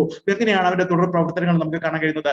മത്തായിയുടെ സുവിശേഷത്തിൽ നമ്മൾ വായിച്ച ഭാഗത്ത് തന്നെ 5 മുതലുള്ള വാക്യങ്ങൾ വായിക്കുമ്പോൾ, പിന്നെ പിശാച് അവനെ വിശുദ്ധ നഗരത്തിൽ കൊണ്ടുപോയി ദൈവാലയത്തിന്റെ അഗ്രത്തിൽ നിർത്തി അവനോട്, നീ ദൈവപുത്രനെങ്കിൽ താഴത്തോട്ട് ചാടുക, നിന്നെ കുറിച്ച് അവൻ തന്റെ ദൂതന്മാരോട് കൽപ്പിക്കും, അവൻ നിന്റെ കാൽ കല്ലിനോട് തട്ടാതെ വണ്ണം നിന്നെ കയ്യിൽ താങ്ങിക്കൊള്ളുമെന്ന് എഴുതിയിരിക്കുന്നുവല്ലോ എന്ന് പറഞ്ഞു. യേശു അവനോട്, നിന്റെ ദൈവമായ കർത്താവിനെ പരീക്ഷിക്കരുത് എന്നും കൂടി എഴുതിയിരിക്കുന്നു എന്ന് പറഞ്ഞു. ഈ ഭാഗവും നമുക്കറിയാം, ഞാൻ അതിൽ കൂടുതൽ വിശദീകരിക്കുന്നില്ല. അന്ന് കർത്താവ് സാത്താന് വഴങ്ങാതെ അതിനെ നിരസിച്ചപ്പോൾ, അതായത് ദൈവപുത്രൻ എന്ന് തെളിയിക്കാൻ അവൻ യഹൂദന്മാർ ചോദിച്ചപ്പോൾ അത്ഭുതങ്ങൾ ചെയ്തില്ല. ഈ പറയുന്ന ദേവാലയത്തിന്റെ മുകളിൽ നിന്ന് താഴേക്ക് ചാടി അങ്ങനെയും ഒരു അത്ഭുതം ചെയ്തില്ല. താഴെ വീഴുന്ന അവൻ അപകടകരമായ അബദ്ധങ്ങൾ, അല്ലെങ്കിൽ അങ്ങനെ ഒരു ആപത്ത് ഒന്നും വന്നില്ല എന്ന് പറയുമ്പോൾ അവൻ മഷികയാണെന്ന് ജനമെല്ലാം മനസ്സിലാക്കും എന്നുള്ള ചിന്തയാണ് സാത്താനോട് കൊടുത്തിരുന്നത്. അതിനൊന്നും വഴങ്ങാതെ അതിനെ നിരസിച്ചപ്പോൾ നമുക്കറിയാം 13-ാം അധ്യായത്തിന്റെ ആദ്യ ഭാഗങ്ങളിൽ ഒരു മുറിവേറ്റിട്ടും അവന്റെ മുറിവ് പുറത്തുപോയി. നമ്മൾ ഇവിടെ പറയുന്നത് പോലെ വാളാൽ മുറിവേറ്റിട്ടും ജീവിച്ച മൃഗം എന്ന് പറയുന്നതിലൂടെ അപ്രകാരം ഒരു അംഗീകാരം ലഭിക്കത്തക്ക ഒരു അത്ഭുതമായി ലോക ജനതയ്ക്ക് മുമ്പിൽ എതിർ ക്രിസ്തുവിന്റെ ആ മടങ്ങി വരവ്, കഴിഞ്ഞ ആഴ്ച നമ്മൾ അത് ചിന്തിച്ചതാണ്. ഒരു മടങ്ങി വരവ്, അതൊരു അത്ഭുതമായി മടങ്ങി വരും. അവിടെ സാത്താൻ അതിനെ സംരക്ഷിക്കുന്നുണ്ട്. ദൈവം അവിടെ പറഞ്ഞിരിക്കുന്നത് ദൈവം സംരക്ഷിക്കുമെന്നാണ്, ദൂതന്മാർ സംരക്ഷിക്കുമെന്നായിരുന്നു കർത്താവിനോട് പറഞ്ഞത്. എന്നാൽ അതിന് തക്കതായ നിലയിൽ ഇതാണ് യഥാർത്ഥ മശിഹ, ഇതാണ് യഥാർത്ഥ രാജാവ് എന്ന നിലയിലേക്ക് ആ കാപട്യം, എതിർ ക്രിസ്തു എന്ന് പറയുമ്പോൾ കർത്താവ് എന്ത് ചെയ്തു, അതിനെതിരായിട്ട് എതിർ ക്രിസ്തു, അല്ലെങ്കിൽ ഇതാണ് ക്രിസ്തു എന്ന് ബോധിപ്പിക്കുന്ന ഒരു വിധത്തിൽ സാത്താൻ അതിനെ പ്രൊജക്ട് ചെയ്ത് കാണിക്കുകയാണ്. അങ്ങനെ ഒരു അംഗീകാരം ലഭിക്കത്തക്ക ഒരു അത്ഭുതമായി ലോക ജനതയ്ക്ക് അത് ദൃശ്യമായി വരുമ്പോൾ, ദൃശ്യമാക്കിക്കൊണ്ട് ഇതാണ് യഥാർത്ഥ ക്രിസ്തു, ഇതാണ് യഥാർത്ഥ മശിഹ എന്ന് ജനങ്ങളെ അല്ലെങ്കിൽ ജനങ്ങളെ പ്രബോധിപ്പിക്കുന്ന ഒരു അനുഭവം. ആ ഒരു നിലയിലാണ് കാര്യങ്ങളെ സാത്താൻ ചെയ്തെടുക്കുന്നത്. അങ്ങനെ വാളാൽ മുറിവേറ്റ മൃഗം ജീവിച്ചതിനെ, അതെങ്ങനെ ജീവിക്കും നമ്മൾ കഴിഞ്ഞ ആഴ്ച ചിന്തിച്ചാണ്. ആ മുറിവേറ്റ മൃഗം ജീവിച്ചതിനെ കാണിച്ചുകൊണ്ട് ഈ എതിർ ക്രിസ്തുവിന്റെ പ്രതിമ ഉണ്ടാക്കുവാനും അതിനെ നമസ്കരിക്കുവാൻ ഭൂവാസികളെ കള്ളപ്രവാചകൻ നിർബന്ധിക്കും. അതിന്റെ പുറകിൽ പ്രവർത്തിക്കുന്നത് ആത്മീയ നേതാവ് എന്ന നിലയിൽ ഇത് മടങ്ങി വന്നു, ഒരു അത്ഭുതം ചെയ്തുകൊണ്ട് അവന്റെ പ്രതിമ ഉണ്ടാക്കണം, അവനെ നമസ്കരിക്കണം, അവനെ ആരാധിക്കണം എന്നൊക്കെ പറയുന്ന ഒരു അനുഭവത്തിലേക്ക് കൊണ്ടുവന്ന ആ ഒരു നിലയിലേക്ക് കള്ളപ്രവാചകൻ പ്രവർത്തിക്കുന്നു എന്ന് നമുക്ക് മനസ്സിലാക്കാം. പ്രിയമുള്ളവരെ, അറുക്കപ്പെട്ട കുഞ്ഞാട് ക്രൂശ് മരണത്തിന് ശേഷം ഉയർത്തെഴുന്നേറ്റ കർത്താവിനെ കാണിക്കുന്നു. അതിന് നമുക്കറിയാം അറുക്കപ്പെട്ട കുഞ്ഞാട് എന്നുള്ളതിൽ ഇവിടെ മുറിവേറ്റ്, വാളാൽ മുറിവേറ്റിട്ടും ജീവിച്ച മൃഗം എന്നത് മരണകരമായും മുറിവേറ്റിട്ടും ജീവിച്ച എതിർ ക്രിസ്തുവിനെ കാണിക്കുന്നു. ഇങ്ങനെ രണ്ട് താരതമ്യ പഠനം കൂടി ഞാൻ ഇതിനോട് ചേർത്ത് പറയാം, നമുക്ക് മനസ്സിലാക്കാം. കാരണം യേശു ക്രിസ്തുവിന്റെ വെളിപ്പാടാണ്. യേശു ക്രിസ്തു ആത്മമണ്ഡലത്തിൽ എങ്ങനെയാണ് നമുക്ക് വീണ്ടെടുപ്പും വിടുതലും നേടിത്തന്നത് എന്ന് ഗ്രഹിക്കാൻ തക്ക നിലയിൽ ചില കാര്യങ്ങൾ സുവിശേഷവും അല്ലെങ്കിൽ മറ്റുള്ള ലേഖനങ്ങളുമായിട്ടൊക്കെ ദൈവവചനവുമായിട്ടൊക്കെ ഈ വെളിപ്പാട് ദിവസം ബന്ധപ്പെട്ടിരിക്കുന്നു. അതുകൊണ്ടാണ് ഞാൻ ഈ ഒരു താരതമ്യ പഠനം പോലെ ഞാൻ മുന്നോട്ട് പോകുന്നത്. അന്നേരം അറുക്കപ്പെട്ട കുഞ്ഞാട് നമുക്ക് ക്രൂശുമരണത്തിന് ശേഷം ഉയർത്തെഴുന്നേറ്റ കർത്താവായ യേശു ക്രിസ്തുവിനെ കാണിക്കുന്നത് പോലെ ഇവിടെ വാളാൽ മുറിവേറ്റിട്ട് ജീവിച്ച മൃഗം മരണകരമായ മുറിവേറ്റിട്ട് ജീവിച്ച എതിർ ക്രിസ്തുവിനെ കാണിക്കുന്നു. അതും ഒരു അത്ഭുതമായി അവർ പ്രൊജക്ട് ചെയ്യുമെന്നുള്ളതാണ് നമുക്ക് ഭാവിയിൽ കാണാൻ കഴിയുന്നത്. അതിനൊപ്പം രണ്ടാം മൃഗമായ കള്ളപ്രവാചകന്റെ വഴി തെറ്റിക്കുന്നതും വശീകരിക്കുന്നതുമായ പല അത്ഭുതങ്ങളും അടയാളങ്ങളാലും ഭൂവാസികൾ ഇവരുടെ ആഗ്രഹപ്രകാരം, സാത്താന്റെ ആഗ്രഹപ്രകാരം വിഗ്രഹാരാധനയിൽ ചെന്നെത്തുന്നു. അതായത് അതിന്റെ അർത്ഥം ഇതാണ്: കാലം അതിന്റെ അന്ത്യത്തോട് അടുക്കുമ്പോൾ പ്രപഞ്ച സൃഷ്ടാവായ ദൈവത്തെ ആരാധിക്കുന്നതിന് പകരം ജനമെല്ലാം ഒരു ദുഷ്ടനെയോ അവന്റെ പ്രതിമയോ ആരാധിക്കുന്നതിൽ മുഴുകിയിരിക്കും. ആ തലത്തിലേക്ക് ഈ വഞ്ചന, നിങ്ങളൊന്ന് അല്പം ഒന്ന് മാറിയിരുന്ന് ചിന്തിക്കുകയാണെങ്കിൽ നാം ചെയ്യുന്ന പല പ്രവൃത്തികളിലും നമ്മുടെ വിവിധ സമൂഹങ്ങൾ, ക്രൈസ്തവ സമൂഹങ്ങളിലൊക്കെ നമ്മൾ നോക്കുകയാണെങ്കിൽ ഈ വഞ്ചന ഇപ്പോഴോ ആരംഭിച്ചു എന്നുള്ളത് നമുക്ക് വളരെ കൃത്യമായി ദർശിക്കാൻ കഴിയും. അതിന്റെ വഞ്ചന ആരംഭിച്ചു, അതിന്റെ പൂർണ്ണതയിലേക്ക് ഇനി വരാനുള്ളൂ, അതിന്റെ ഒരു നല്ല പങ്കും ഇപ്പോൾ തന്നെ വെളിപ്പെട്ടിരിക്കുന്നു എന്ന് നമുക്ക് കാണാൻ കഴിയുന്നുണ്ട്. മുന്നോട്ട് പോകട്ടെ. സാത്താന് നമുക്കറിയാം, കഴിഞ്ഞ ആഴ്ചയിൽ നമ്മൾ കണ്ടതുപോലെ ഒരു യുദ്ധമുണ്ടായി, സ്വർഗത്തിലൊരു യുദ്ധമുണ്ടായി. സാത്താനെ അവിടുന്ന് തള്ളിയിട്ടു. അവിടുന്ന് ആ തള്ളിയിട്ടപ്പോൾ അവന്റെ ആഗ്രഹം സ്വർഗത്തിലൊരു സിംഹാസനം സ്ഥാപിക്കുവാനോ ആരാധന സ്വീകരിക്കുക എന്നുള്ളതായിരുന്നു. പക്ഷെ അവൻ അതിന് സാധ്യമായില്ല എന്ന് നമ്മൾ ആ ഭാഗത്ത് നിന്ന് കണ്ടല്ലോ. ആയതിനാൽ ഭൂമിയിലെ വിശുദ്ധ നഗരം എന്നറിയപ്പെടുന്ന യെരുശലേമിലെ ദേവാലയം അവൻ തന്നെ ആസ്ഥാനമായി തിരഞ്ഞെടുക്കും. ദൈവത്തിന്റെ ദേവാലയമാണ് യെരുശലേമിലെ ദേവാലയം. അന്നേരം പീഡനകാലത്ത് ഒരു ദേവാലയം ഉണ്ടാകുന്ന കാര്യമൊക്കെ നമ്മൾ മുമ്പ് പഠിച്ചിരുന്നു. ആ യെരുശലേമിലെ ദേവാലയം അവന്റെ സ്വന്തം പട്ടണമായി അല്ലെങ്കിൽ സ്വന്തം ആസ്ഥാനമായിട്ട് ഈ പിശാച് തെരഞ്ഞെടുക്കും. പിശാച് എന്ന് പറയുമ്പോൾ എതിർ ക്രിസ്തുവിലൂടെയും കള്ളപ്രവാചകനിലൂടെ ആയിരിക്കും ആ കാര്യങ്ങളെ പൂർത്തീകരിക്കുക. അവിടെ അവർ എതിർ ക്രിസ്തുവിന്റെ പ്രതിമ സ്ഥാപിക്കും. അതാണ് ശൂന്യമാക്കുന്ന മ്ലേച്ഛ ബിംബം എന്ന തിരുവചനത്തിൽ രേഖപ്പെടുത്തിയിരിക്കുന്നത്. നമ്മൾ പല പ്രാവശ്യം വായിക്കുകയും കേൾക്കുകയും ചെയ്തൊരു ഭാഗമാണ് ശൂന്യമാക്കുന്ന മ്ലേച്ഛ ബിംബം സ്ഥാപിക്കപ്പെടുന്നു എന്ന് പറയുന്നത്. ആ നിലയിൽ അതാണ് എതിർ ക്രിസ്തുവിന്റെ ആ പ്രതിമ എന്ന് നമുക്ക് കാണാനുണ്ട്. ഇനി അതിന്റെ 15-ാം വാക്യത്തിൽ നമ്മൾ വായിച്ച 13-ാം അധ്യായത്തിന്റെ 15-ാം വാക്യത്തിലേക്ക് വരുമ്പോൾ മൃഗത്തിന്റെ പ്രതിമ സംസാരിക്കേണ്ടതിനും മൃഗത്തിന്റെ പ്രതിമയെ നമസ്കരിക്കാത്തവരെ ഒക്കെയും കൊല്ലിക്കേണ്ടതിനും മൃഗത്തിന്റെ പ്രതിമയ്ക്ക് ആത്മാവിനെ കൊടുപ്പാൻ അതിന് ബലം ലഭിച്ചു. ആ വാക്യം കുറെ കൂടെ നമ്മളെ ചിന്തിപ്പിക്കുന്ന ഒരു, അല്ലെങ്കിൽ വേറൊരു നിലയിലേക്ക് കാര്യങ്ങൾ മനസ്സിലാക്കുന്ന, ഈ കാലഘട്ടത്തിൽ നമുക്ക് കുറെ കൂടെ പെട്ടെന്ന് മനസ്സിലാക്കുന്ന ഒരു വാക്യമാണ്. കള്ളപ്രവാചകന്റെ നിർദ്ദേശപ്രകാരം ഭൂവാസികൾ എതിർ ക്രിസ്തുവിന്റെ പ്രതിമ സ്ഥാപിക്കുമെന്ന് നമ്മൾ കണ്ടല്ലോ. ഇവിടെ നിർമ്മിക്കപ്പെടുന്ന ഈ പ്രതിമ സംസാരിക്കുകയും അതിനെ നമസ്കരിക്കാത്തവരെ തിരിച്ചറിയുകയും അവരെ കൊല്ലിക്കുകയും ചെയ്യാനുള്ള ജ്ഞാനം പ്രതിമയ്ക്ക് ലഭിക്കുന്നു. ഇതിനുള്ള ശക്തി നൽകുന്നത് കള്ളപ്രവാചകനാണ്. ദാനിയേൽ പ്രവചനത്തിലെ നെബൂഖദ്നേസറിന്റെ പ്രതിമയെ നമസ്കരിക്കാത്തവരെ തീയിലിട്ട് കൊല്ലിച്ചതുപോലെ ഈ പ്രതിമയെ നമസ്കരിക്കാത്തവരെ നശിപ്പിക്കുവാനായി എതിർ ക്രിസ്തുവിന്റെ പ്രതിമയെ നമസ്കരിക്കാത്തവരെ മനസ്സിലാക്കാനും അവരെ കൊല്ലിക്കുവാൻ നിർദ്ദേശം കൊടുക്കുന്ന ഒരു നിർമ്മിത ബുദ്ധി അല്ലെങ്കിൽ ആർട്ടിഫിഷ്യൽ ഇന്റലിജൻസ് ഈ പറയുന്ന ഈ പ്രതിമയ്ക്ക് ലഭിക്കും. നമുക്കറിയാം, ഇന്ന് നമ്മൾ പല സ്ഥലങ്ങളിലും സ്ഥാപനങ്ങളിലും വലിയ മാളുകളിലും വലിയ ബിൽഡിങ്ങുകളിലും ഒക്കെ ചെല്ലുമ്പോൾ അവിടെ നമ്മളെ മനസ്സിലാക്കി, നമ്മുടെ സാന്നിധ്യത്തെ മനസ്സിലാക്കി നമുക്ക് ആവശ്യമുള്ളതെല്ലാം പ്രൊവൈഡ് ചെയ്യുന്ന ആർട്ടിഫിഷ്യൽ ഇന്റലിജൻസിനെ കുറിച്ച് നമുക്ക് നല്ല ബോധ്യമുണ്ട്. നമ്മളോട് സംസാരിക്കാനോ, നമുക്ക് വേണ്ട, നമ്മുടെ ടാപ്പിലാണെങ്കിൽ കൈ കാണിക്കുമ്പോൾ വെള്ളം വരുന്നത്, നമ്മുടെ സാന്നിധ്യത്തെ തിരിച്ചറിഞ്ഞ് പ്രതികരിക്കാൻ കഴിയുന്ന നിലയിലേക്ക് ഇന്ന് ടെക്നോളജി വർദ്ധിച്ചു വരുന്നുണ്ട്. അന്നേരം ഈ പ്രതിമയുടെ സാന്നിധ്യത്തിലേക്ക്, അല്ലെങ്കിൽ ഈ ഈ പ്രതിമയെ നമസ്കരിക്കുന്നത്, ആരൊക്കെയാണ് നമസ്കരിക്കാൻ തയ്യാറാക്കുന്നത് എന്നുള്ളത് തിരിച്ചറിയാൻ കഴിയും എന്നുള്ള ആ ഒരു കഴിവ് ഈ പ്രതിമയ്ക്ക് ഉണ്ട്. ഈ കാലഘട്ടത്തിൽ നമുക്ക് പെട്ടെന്ന് മനസ്സിലാക്കാൻ കഴിയുന്ന ഒരു കാര്യമാണ്. കൃത്രിമ ബുദ്ധിയാൽ പ്രതിമയ്ക്ക് ലഭിക്കുന്ന പ്രത്യേക കഴിവുകളാൽ തുടർന്ന് വ്യാപകമായ അനന്തരഫലങ്ങൾ ഉണ്ടാകുമെന്ന് നമുക്ക് കാണാൻ, തുടർന്നുള്ള വാക്യങ്ങളിൽ നമുക്ക് കാണാൻ കഴിയുന്നുണ്ട്. ഈ ഭാഗം ഈ പറഞ്ഞിരിക്കുന്ന പോലെ അങ്ങനെ ഒരു നിർമ്മിത ബുദ്ധി അല്ലെങ്കിൽ ആർജിത ബുദ്ധി കൊണ്ട് ഈ പ്രതിമ ആരൊക്കെയാണ്, എന്തൊക്കെയാണ്, ഇന്ന് നമുക്കറിയാം. നമ്മൾ ഇപ്പോൾ ഒരു 10 വർഷം മുമ്പല്ല, നമ്മൾ ഏതെങ്കിലും ഒരു ടൗണിൽ ഒരു 100 മീറ്റർ സഞ്ചരിക്കുമ്പോൾ എങ്ങനെയെങ്കിലും ഒരു 50-ലധികം ക്യാമറകളിൽ നമ്മൾ റെക്കോർഡ് ആകുന്നു എന്നുള്ളത് നമുക്ക് എല്ലാവർക്കും അറിയാം. അത്രയും നമ്മുടെ ചലനങ്ങളെല്ലാം നിരീക്ഷിച്ചുകൊണ്ടിരിക്കുന്ന ഒരു കാലഘട്ടത്തിലൂടെയാണ് നാം പോകുന്നത്. എന്നാൽ ഒരു 10 വർഷത്തിന് മുമ്പ് നമുക്ക് ഇങ്ങനെയൊന്നും ഇല്ലായിരുന്നു എന്നുള്ളത് അറിയായിരുന്നു. എന്നാൽ ഈ കാലഘട്ടത്തിലേക്ക് പോകുമ്പോൾ അത് അധികമായി വർദ്ധിച്ചുകൊണ്ടിരിക്കുകയാണെന്ന് നമുക്കറിയാം. അതിന്റെ എല്ലാ നിയന്ത്രണങ്ങൾ ഗവൺമെന്റിനും അതിന്റെ ഒഫീഷ്യൽസിനും ഒക്കെ കിട്ടുന്നുണ്ട്. ഏതെങ്കിലും പല കടകളിലും പല സ്ഥാപനങ്ങളിലും ഒക്കെ ആയിരിക്കും സ്ഥാപിച്ചിരിക്കുന്നത്. എന്നാൽ ഇതിന്റെ ഒക്കെ ആത്യന്തിക നിയന്ത്രണം പറയുന്ന പോലെ ഗവൺമെന്റിലേക്കൊക്കെ എത്തുന്നത് പോലെ ഇതെല്ലാം തിരിച്ചറിയും, ഇതെല്ലാം മനസ്സിലാക്കാൻ കഴിയുന്ന ഒരു വലിയ ആ ഒരു നിലയിലുള്ള കാര്യങ്ങൾ നിങ്ങൾ മനസ്സിലായല്ലോ. ആ നിലയിലുള്ള ഒരു അറിവ്, ആ നിലയിലുള്ള ഒരു കഴിവ് ഈ പ്രതിമയ്ക്ക് ഉണ്ടാകുന്നു എന്ന് നമുക്ക് മനസ്സിലാക്കാൻ കഴിയാം. ഇനി അതിന്റെ 16-17 വാക്യങ്ങളിൽ ഞാൻ നേരത്തെ പറഞ്ഞിരിക്കുന്ന പോലെ ഈ പ്രതിമയ്ക്ക് ലഭിക്കുന്ന ഈ കൃത്രിമ ബുദ്ധി അല്ലെങ്കിൽ ഈ ആർജിത ബുദ്ധി ഉണ്ടാകുന്ന ഭൂവാസികൾക്ക് ഇടയിൽ ഉണ്ടാകുന്ന ദൂഷ്യ ഫലങ്ങളാണ് അതിന്റെ 16-17 വാക്യങ്ങൾ കാണുന്നത്. അത് ചെറിയവരും വലിയവരും, സമ്പന്നരും ദരിദ്രരും, സ്വതന്ത്രന്മാരും ദാസന്മാരുമായ എല്ലാവർക്കും വലങ്കൈമേലോ നെറ്റിയിലോ മുദ്ര കിട്ടുമാറും മൃഗത്തിന്റെ പേരോ പേരിന്റെ സംഖ്യയോ ആയ മുദ്രയിൽ ഉള്ളവനല്ലാതെ വാങ്ങുകയോ വിൽക്കുകയും ചെയ്യുവാൻ വകയാതെയുമാകുന്നു. അന്നേരം ഈ വാക്യം ഉദ്ദേശിക്കുന്നത് അവരുടെ മേലുള്ള നിയന്ത്രണങ്ങളാണ്. ഈ കാലഘട്ടത്തിൽ നമ്മൾ കേരളത്തിലേക്ക് തന്നെ എടുക്കുകയാണെങ്കിൽ നമ്മുടെ റേഷൻ കാർഡ് കഴിഞ്ഞ വർഷത്തിൽ വ്യത്യസ്തമായിട്ട് ഇപ്പോൾ ഒരാൾ ആരുടെ പേരിലാണോ ആ ആൾ പോയിട്ട് അയാളുടെ വിരൽ പതിപ്പിച്ചാൽ മാത്രമേ റേഷൻ സാധനങ്ങൾ കിട്ടുന്നു എന്ന നിലയിലേക്ക് നമ്മൾ ഇന്ന് വന്നിരിക്കുന്നു. ആ കാര്യങ്ങളൊക്കെ നമുക്ക് മനസ്സിലാക്കുന്നു. അതൊക്കെ എന്ന് പറയുന്നുണ്ട്, പലപ്പോഴും നേരത്തെ നമ്മുടെ പ്രസംഗകരൊക്കെ പ്രസംഗിക്കുമായിരുന്നു, ഇതൊക്കെ എതിർ ക്രിസ്തുവിന്റെ വരവാണ്, 666 മുദ്രയാണ് എന്നൊക്കെ നമ്മുടെ അതിലേക്ക് വരുന്നുണ്ട് എന്നൊക്കെ നമ്മൾ പറയുമായിരുന്നു. എന്നാൽ നാം അതിലൊക്കെ വഴങ്ങിക്കൊടുത്ത് അതിലൊക്കെ നാം എന്ത് ചെയ്യുന്നുണ്ട്, കൂടെ പോകുന്നുണ്ട്. ഇതെല്ലാം തെറ്റാണെന്ന് ഞാൻ പറയുന്നില്ല, എങ്കിലും ഇതെല്ലാം അങ്ങോട്ടുള്ള യാത്രയാണെന്നുള്ളത് നാം ഗ്രഹിക്കട്ടെ, നാം മനസ്സിലാക്കട്ടെ. അന്നേരം മൃഗത്തിന്റെ പേരിനെ തെളിയിക്കുന്ന ഒരു സംഖ്യ വ്യക്തമാക്കുന്ന ഒരു അടയാളം അല്ലെങ്കിൽ ഒരു അനുമതി ഇല്ലാത്തവർക്ക്, അത് ചെറിയവരായിക്കൊള്ളട്ടെ വലിയവരായിക്കൊള്ളട്ടെ സമ്പന്നന്മാരായിക്കൊള്ളട്ടെ ദരിദ്രന്മാരോ സ്വതന്ത്രന്മാരായിക്കൊള്ളട്ടെ ദാസന്മാരായിക്കൊള്ളട്ടെ, അങ്ങനെയുള്ള എല്ലാവർക്കും എന്താ പറയുന്ന സാമൂഹിക ജീവിതം അസാധ്യമാക്കുന്ന ഒരു കാലഘട്ടത്തിലേക്കാണ് ലോകം പോകുന്നത്. നമുക്കറിയാം, ഓരോ ദിവസം കഴിയും തോറും നമ്മൾ സാധാരണ പോലെ നമ്മൾ പണ്ടത്തെ പോലെ ജീവിച്ചു പോകാൻ നാം ആഗ്രഹിക്കുമ്പോൾ അത് ഒന്നും കഴിയാത്ത നിലയിലാണ് മുന്നോട്ട് പോകുന്നത് നമുക്ക് മനസ്സിലാക്കുന്നുണ്ട്. അന്നേരം ഒരു സാമൂഹിക ജീവിതം അസാധ്യമാകുന്ന ഒരു കാലഘട്ടത്തിലേക്കാണ് നാം പോകുന്നത്. പലതിനും നാം എന്ത് ചെയ്ത് നമ്മളെ തന്നെ അവർക്ക് വിധേയപ്പെട്ടു കൊടുക്കുന്ന ആ ഒരു നിലയിലേക്കുള്ള അങ്ങനെയുള്ള ഒരു കാലഘട്ടത്തിലേക്കാണ് പോകുന്നത്. അതായത് എല്ലാവിധ വാങ്ങൽ, അങ്ങനെയുള്ള കൊടുക്കൽ വാങ്ങിനൊക്കെ നിയന്ത്രിക്കുന്ന അങ്ങനെ ഒരു സംവിധാനം രൂപമെടുക്കുന്നതിനെ ഇത് കാണിക്കുന്നു. ഞാൻ നേരത്തെ പറഞ്ഞതല്ലേ, അതെല്ലാം ഏകദേശം ഇപ്പോൾ തന്നെ പ്രാവർത്തികമായിട്ട് ഇപ്പോൾ തന്നെ അതുണ്ട്.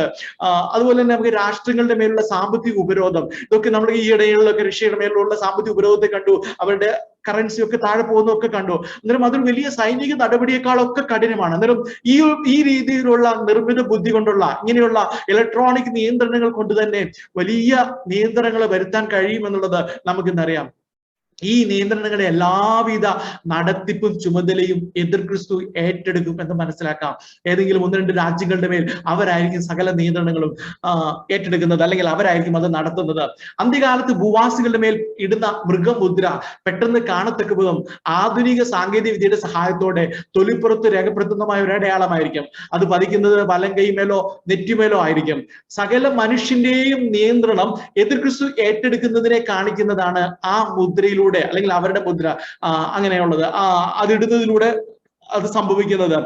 അതായത് അവന്റെ കീഴിൽ നിന്ന് ആരും രക്ഷപ്പെട്ടു പോകാതിരിക്കാൻ അവൻ അവരെ പിന്തുടർന്ന് നിരീക്ഷിക്കുന്നു എന്ന് നമുക്ക് മനസ്സിലാക്കാം. അവരുടെ അല്ലെങ്കിൽ അവരുടെ കൂടെ ഉണ്ട്, അവരെ നിരീക്ഷിക്കുന്നു എന്നുള്ള ആ ഒരു ബോധ്യത്തിലേക്ക് നമുക്കറിയാം. ഇന്ന് നമുക്കറിയാം, ചിലപ്പോഴൊക്കെ ചില കുറ്റകൃത്യങ്ങളെ കുറിച്ചുള്ള വാർത്തകളൊക്കെ വായിക്കുമ്പോൾ അവരെന്ത് ചെയ്യും, ഫോൺ എന്ത് ചെയ്യും, അവരെടുക്കത്തില്ല, ഫോൺ അവിടെ ഉപേക്ഷിച്ചു, പോലീസിനെ തെറ്റിക്കാൻ വേണ്ടി ഫോണിൽ ചില കാര്യങ്ങളൊക്കെ ചെയ്ത് അവർ സിം മാറ്റിയിടുന്നു എന്നുള്ള പല കാര്യങ്ങളൊക്കെ നമ്മൾ കണ്ടിട്ടുണ്ട്, നമ്മൾ കേൾക്കുകയൊക്കെ ചെയ്തിട്ടുണ്ട്. ഈ ദിവസങ്ങളിലൊക്കെ വാർത്തകളിലൊക്കെ നമ്മൾ അത് കണ്ടിട്ടുണ്ട്.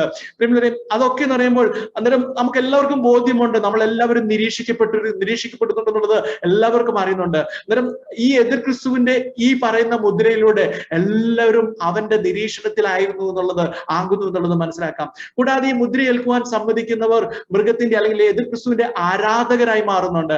അതിനൊപ്പം തന്നെ അവർ അന്നത്തെ ഭരണ സംവിധാനത്തോട് അനുകൂലമായി പ്രതികരിക്കുന്നവർ അങ്ങനെയുമുണ്ട്. നിങ്ങൾ വിചാരിക്കുന്ന പോലെ എല്ലാവരും എതിർ ക്രിസ്തുവിന് എതിരാവുന്നതല്ല. എതിർ ക്രിസ്തുവിനെ സന്തോഷത്തോടെ സ്വീകരിക്കുകയും അതിൽ നിന്ന് നന്മകൾ, ആ നിലയിലേക്ക് ഭൗതിക നന്മകൾ ധാരാളമായി പ്രാപിക്കുന്നവർ ഒത്തിരി പേരുണ്ടാകും. ആ കൂട്ടത്തില് ഒരു ചെറിയൊരു ശേഷിപ്പ് മാത്രമേ ഉള്ളൂ ഈ പറയുന്ന ഈ കഷ്ടതയിലൂടെയും പ്രതികൂലത്തിലൂടെയും ഒക്കെ കടന്നു പോകുന്നത്. അവനെ അനുകൂലിക്കുന്നവർക്ക് രാജ്യത്തിന്റെ സകല ആനുകൂല്യങ്ങളും ലഭിക്കുന്നതാകിയാൽ അവർ അതിൽ അഭിമാനിക്കുകയും സന്തോഷിക്കുകയും ചെയ്യും. അവർ അതിനെ കാണിച്ചുകൊണ്ട് നമ്മളെ എന്ത് ചെയ്യും, ഇങ്ങനെയൊക്കെ പോയാൽ പോരെ എന്നൊക്കെ നമ്മളെയും പ്രലോഭിപ്പിക്കുന്ന ആ ഒരു കാലഘട്ടം നമുക്ക് മനസ്സിലാക്കുന്നുണ്ട്. ഇവിടെ എന്ന് 18-ാം വാക്യത്തിൽ പറയുന്ന പോലെ ജ്ഞാനം ആവശ്യമാണ്. ഇവിടെ ജ്ഞാനം കൊണ്ട് ആവശ്യം. ബുദ്ധിയുള്ളവർ മൃഗത്തിന്റെ സംഖ്യ ഗ്രഹിക്കട്ടെ. അതൊരു മനുഷ്യന്റെ സംഖ്യ എത്രേ, അതിന്റെ സംഖ്യ 666.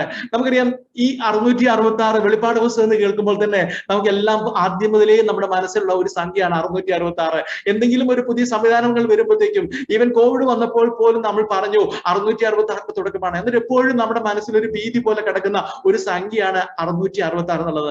എതിർ ക്രിസ്തുവിന്റെ ഭരണത്തിൽ വിശുദ്ധന്മാരുടെ സഹിഷ്ണുതയും വിശ്വാസവും ആവശ്യമുണ്ട് എന്ന് നമ്മൾ പറഞ്ഞല്ലോ. അതുപോലെ തന്നെ ഈ കള്ളപ്രവാചകന്റെ ഭരണ പരിഷ്കാരങ്ങളിൽ ഈ നടപടികളിലൊക്കെ ഒരു ജ്ഞാനം, അല്ലെങ്കിൽ അതിനെ മനസ്സിലാക്കുവാനുള്ള ഒരു ദൈവിക ജ്ഞാനം ആവശ്യമെന്ന് ഇവിടെ യോഹന്നാൻ പ്രബോധിപ്പിക്കുകയാണ്.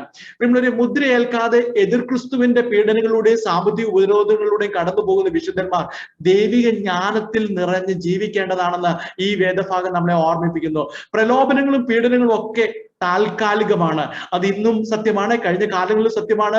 ഭക്തന്മാരെല്ലാം അത് ആ നിലയിൽ അതിനെ എടുത്തിരിക്കുന്നത്. അങ്ങനെയുള്ള പ്രലോഭനങ്ങളും പീഡനങ്ങളും ഒക്കെ നമ്മുടെ ജീവിതത്തിലുള്ളവരൊക്കെ നമ്മൾ പ്രയാസമാണ് അനുഭവിക്കുന്ന കാലഘട്ടത്തിൽ തീർച്ചയായിട്ടും പ്രയാസമുള്ളതാണ്, വേദനയുള്ളതാണ്. എന്നാൽ ഇതൊക്കെ താൽക്കാലികമാണെന്നും ഒരുപക്ഷെ തങ്ങളുടെ ജീവൻ വെടിയേണ്ടി വന്നാലും അവർക്കായി ഒരു നിത്യസമാധാനവും സന്തോഷവും ദൈവം ഒരുക്കിയിട്ടുണ്ടെന്നുള്ള ആത്യന്തിക സത്യം നാം എല്ലാവരും ഗ്രഹിക്കണം. അത് അന്നുള്ള ശേഷിപ്പും ഗ്രഹിക്കണമെന്നാണ് അവിടെ അതിൽ നിന്ന് നാം മനസ്സിലാക്കുന്നുണ്ട്. പ്രിയമുള്ളവരെ, അതാണ് നമ്മളെ മുന്നോട്ട് കൊണ്ടുപോകുന്നത്.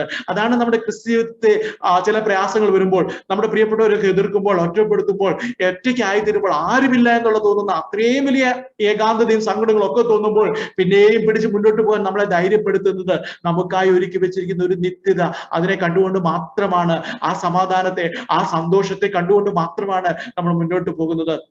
അതുകൊണ്ട് ആ ഒരു ജ്ഞാനം പ്രാപിപ്പാനായിട്ട് ദൈവത്തിന്റെ കരത്തിൽ ഏൽപ്പിച്ച് നമുക്ക് ആ പ്രാപിപ്പാനായിട്ട് ഈ ദിവസങ്ങൾ ദൈവം സഹായിക്കട്ടെ. ഇവിടെ ഒരു സംഖ്യ നമുക്ക് കണ്ടല്ലോ, വെളിപ്പെടുത്തിയിട്ടുണ്ട്, 666. അത് ലോക മനുഷ്യനെ പ്രതിനിധാനം ചെയ്യുന്ന ഒരു സംഖ്യയാണ്. ലോക മനുഷ്യനെ, അതായത് മനുഷ്യനെ പ്രതിനിധാനം ചെയ്യുന്ന സംഖ്യയാണ്. 7 എന്ന സംഖ്യ ദൈവത്തോട് ബന്ധിപ്പിക്കുന്നത് പോലെ 6 മനുഷ്യനെ കാണിക്കുന്ന, അല്ല മനുഷ്യനെ ബന്ധിപ്പിക്കുന്ന ഒരു സംഖ്യയാണ്. ഇവിടെ 3 6 കാണാം, 6 6 6. അതിന് നിങ്ങൾ ഒത്തിരി വിശദീകരണം കേൾക്കുകയും വായിക്കുകയും ഒക്കെ ചെയ്തിട്ടുണ്ടാകും. അതൊക്കെ നിങ്ങളോട് ഞാൻ അതിനൊന്നും തിരുത്താൻ പോകുന്നില്ല. നമുക്കറിയാം, ഇവിടെ 3 വ്യക്തികളെ നമ്മൾ കണ്ടിട്ടുണ്ട്. മഹാസർപ്പമായ സാത്താൻ, അത് എന്ത് ചെയ്യുന്നുണ്ട്, അത് സ്വർഗത്തിൽ അതിന് കുറെയൊക്കെ പ്രവേശനം ഉണ്ടായിരുന്നു. അവിടുന്ന് വീഴ്ത്തപ്പെട്ട് ഭൂമിയിൽ അവൻ ഒതുങ്ങിപ്പോയി, ഭൂമിയിലേക്ക് ആയിപ്പോയി. പിന്നെ സമുദ്രത്തിൽ നിന്ന് കയറി വന്ന മൃഗമായ ജാതീയ രാജാവായ, അത് എതിർ ക്രിസ്തുവാണ്, നമുക്കറിയാം, ഇപ്പോൾ നമ്മൾ പഠിച്ചുവല്ലോ. അതുപോലെ തന്നെ കരയിൽ നിന്ന് കയറി വന്ന മൃഗമായ മത നേതാവ്, അതായത് കള്ളപ്രവാചകൻ. ഇവരെ വ്യക്തമാക്കുന്നതാണ് ഈ 6 6 6 എന്ന സംഖ്യ. അതായത് ആൾക്കാരെ പേരുകൊണ്ടും ആകൃതി കൊണ്ടും തിരിച്ചറിഞ്ഞ് ഇടപഴകുന്ന ആ കാലത്ത്, ഇപ്പൊ നമ്മൾ 10 വർഷം മുമ്പ് നമ്മൾ പേരുകൾ പറഞ്ഞ ഇന്ന ആരുടെ, ഇന്ന മക്കന്റെ, അല്ല ഇന്ന വീട്ടിൽ എന്നൊക്കെ പറഞ്ഞ അതിൽ നിന്നൊക്കെ വ്യത്യസ്തമായിട്ട് സംഖ്യകൾ കൊണ്ട് തിരിച്ചറിഞ്ഞ് നിയന്ത്രിക്കുന്ന ഒരു കാലഘട്ടത്തിലേക്കാണ് നാം പോകുന്നത്. അന്നേരം അതിന്റെ വ്യക്തമാക്കുന്ന, മനുഷ്യനെ സംബന്ധിക്കുക, മനുഷ്യ നിയന്ത്രണത്തെ വ്യക്തമാക്കുന്ന ഒരു സംഖ്യയാണ് ഈ 6 6 6 എന്നുള്ളത് എന്ന് നമുക്ക് മനസ്സിലാക്കാം. ഇപ്പോൾ തന്നെ ഞാനത് കുറെ കാര്യങ്ങൾ നിങ്ങളുടെ മുമ്പാകെ ഞാനത് വിശദീകരിച്ചല്ലോ. അതിന്റെ ആദ്യ പുരോഗതി ഇതിനകം തന്നെ അല്ലെങ്കിൽ ലോകത്തിൽ എത്തിയിട്ടുണ്ട്. ലോകത്തിൽ അത് വ്യാപകമായിട്ടുണ്ട്. അതിന്റെ ഒത്തിരി ആ നിലയത്തിലേക്ക് സംഖ്യകൾ കൊണ്ട് നിയന്ത്രിക്കുന്നത് പലപ്പോഴും പല സ്ഥാപനങ്ങൾക്കൊക്കെ അതിന്റെ ജോലിക്കാരൊക്കെ ഒരു നമ്പറാണ്. നമുക്കറിയാമല്ലോ, ആ ഒരു നിലയിലാണ് ഇപ്പോൾ കടന്നു പോകുന്നത്. പല സ്ഥാപനം പേര് കൊണ്ടൊന്നും അല്ല അറിയപ്പെടുന്നത്, ആ സ്ഥാപനങ്ങൾക്കൊക്കെ ഒരു സംഖ്യ കൊണ്ടാണ് അറിയപ്പെടുന്നത്. അത് ഇനി കൂടുതൽ അതിന്റെ ആ ഒരു ഫലത്തിലേക്ക്, കാരണം കമ്പ്യൂട്ടറിന് റീഡ് ചെയ്യാനും കാര്യങ്ങളെ ഗ്രഹിക്കുവാനും സ്കാൻ ചെയ്യാനും ഒക്കെ അതാണ് എളുപ്പം. അതുകൊണ്ട് അങ്ങനെയുള്ള മനുഷ്യനെ സൂചിപ്പിക്കുന്ന ഒരു സംഖ്യയിലേക്ക് പോകുന്നു എന്ന് നമുക്ക് മനസ്സിലാക്കാം. നമ്മൾ അതുപോലെ മുമ്പ് ലോകം എങ്ങനെയാണ് മൃഗത്തിന്റെ ആരാധനക്കാരായി തീരുന്നത് നമ്മൾ കണ്ടല്ലോ.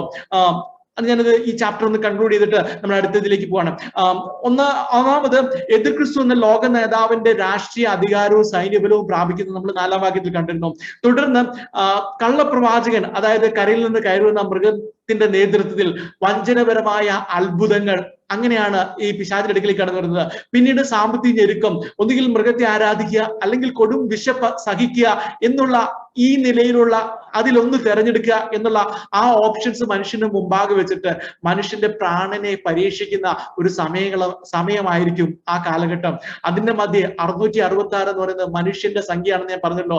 ദൈവം എന്ന ഭാവേനെ, ദൈവത്തെ തന്റെ ലോകത്തിൽ നിന്ന് തള്ളിക്കളഞ്ഞ് താൻ തന്നെ ദൈവമാകാൻ ശ്രമിക്കുകയും അപ്രകാരം ദൈവത്തിന്റെ സ്ഥാനം ഏറ്റെടുക്കുകയും ചെയ്യുന്ന ഒരു മനുഷ്യനെ, അല്ലെങ്കിൽ 3 മാനുഷിക ശക്തിയെ സൂചിപ്പിക്കുന്ന ഒരു പ്രതീകാത്മകമായ ഒരു സംഖ്യയാണ് 666 എന്ന് നമുക്ക് മനസ്സിലാക്കാം. ഞാനത് പറഞ്ഞ് അല്പം വിശദീകരിച്ചിട്ടുണ്ടോ? ഞാൻ മുമ്പ് പറഞ്ഞ പോലെ 7 തികവിന്റെയും പൂർണ്ണതയുടെയും സംഖ്യയാണെങ്കിൽ അത് 1-ാം അധ്യായത്തിന്റെ 4-ാം വാക്യത്തിൽ നമ്മൾ അത് കണ്ടിട്ടുണ്ട്. കർത്താവായ യേശു ക്രിസ്തുവിനായി 7 എന്നുള്ള അക്കത്തെ കുറിച്ച് ഞാൻ അന്ന് ആദ്യത്തെ ക്ലാസ്സിൽ വിശദീകരിച്ച് നിങ്ങൾ ഓർക്കുന്നുണ്ടല്ലോ. അങ്ങനെ ഒരു പൂർണ്ണതയുടെയും തികവിന്റെയും സംഖ്യയാണെങ്കിൽ മനുഷ്യൻ അതിശക്തി ആർജിച്ച് ദൈവത്തിന്റെ സ്ഥാനം പിടിച്ചെടുക്കുവാൻ ശ്രമിക്കുന്നതിനെയാണ് 666 എന്നുള്ള ആ സംഖ്യ കൊണ്ട് ഉദ്ദേശിക്കുന്നത്. പ്രിയമുള്ളവരെ, എല്ലായ്പ്പോഴും പിശാചിന്റെ പ്രവർത്തനം അല്പകാലത്തേക്ക് ഉള്ളൂ എന്നുള്ളത് നമുക്കറിയുന്നുണ്ടല്ലോ. അതുപോലെ ഇതും അല്പകാലത്തേക്ക് ഉള്ളൂ, അല്പകാലത്തേക്കുള്ള അവന്റെ അതിശക്തി, അല്ലെങ്കിൽ അല്പകാലത്തേക്കുള്ളൂ അവന്റെ ഭരണവും അവന്റെ ആധിപത്യവും എന്നുള്ളത് നാം ഗ്രഹിക്കുക. ഈ സംഖ്യയുടെ അർത്ഥവും എതിർ ക്രിസ്തുവുമായുള്ള അതിലുള്ള ബന്ധവും ഈ അധ്യായത്തിലെ സംഭവങ്ങൾ നിറവേറ്റപ്പെടുമ്പോൾ കൂടുതൽ വ്യക്തമാകും. പലപ്പോഴും നമ്മളിപ്പോൾ വിശദീകരിക്കുന്നതിന് അതിന് പരിമിതികളുണ്ട്. അത് ഏത് വിലയിലാണ് വെളിപ്പെടാൻ പോകുന്നത്. നമ്മൾ പറയുന്നത് ഒരു അർത്ഥത്തിൽ ശരിയാണ്, എങ്കിലും വ്യക്തമായ ഏത് നിലയിലാണെന്നുള്ളത് കൂടുതൽ മനസ്സിലാകുന്നത്, വ്യക്തമാകുന്നത് അത് നിറവേറ്റപ്പെടുമ്പോഴാണ് എന്നുള്ളത് നമുക്കറിയാം. പലപ്പോഴും വെളിപ്പാട് ദിവസത്തിലെ പ്രവചനങ്ങളൊക്കെ ആ ഒരു നിലയിൽ നാം കാണേണ്ടതുണ്ട്. അത് വെളിപ്പെട്ട് കഴിയുമ്പോഴാണ് നമുക്കതിന് ആ അർത്ഥം വ്യക്തമായി മനസ്സിലാക്കുന്നത്.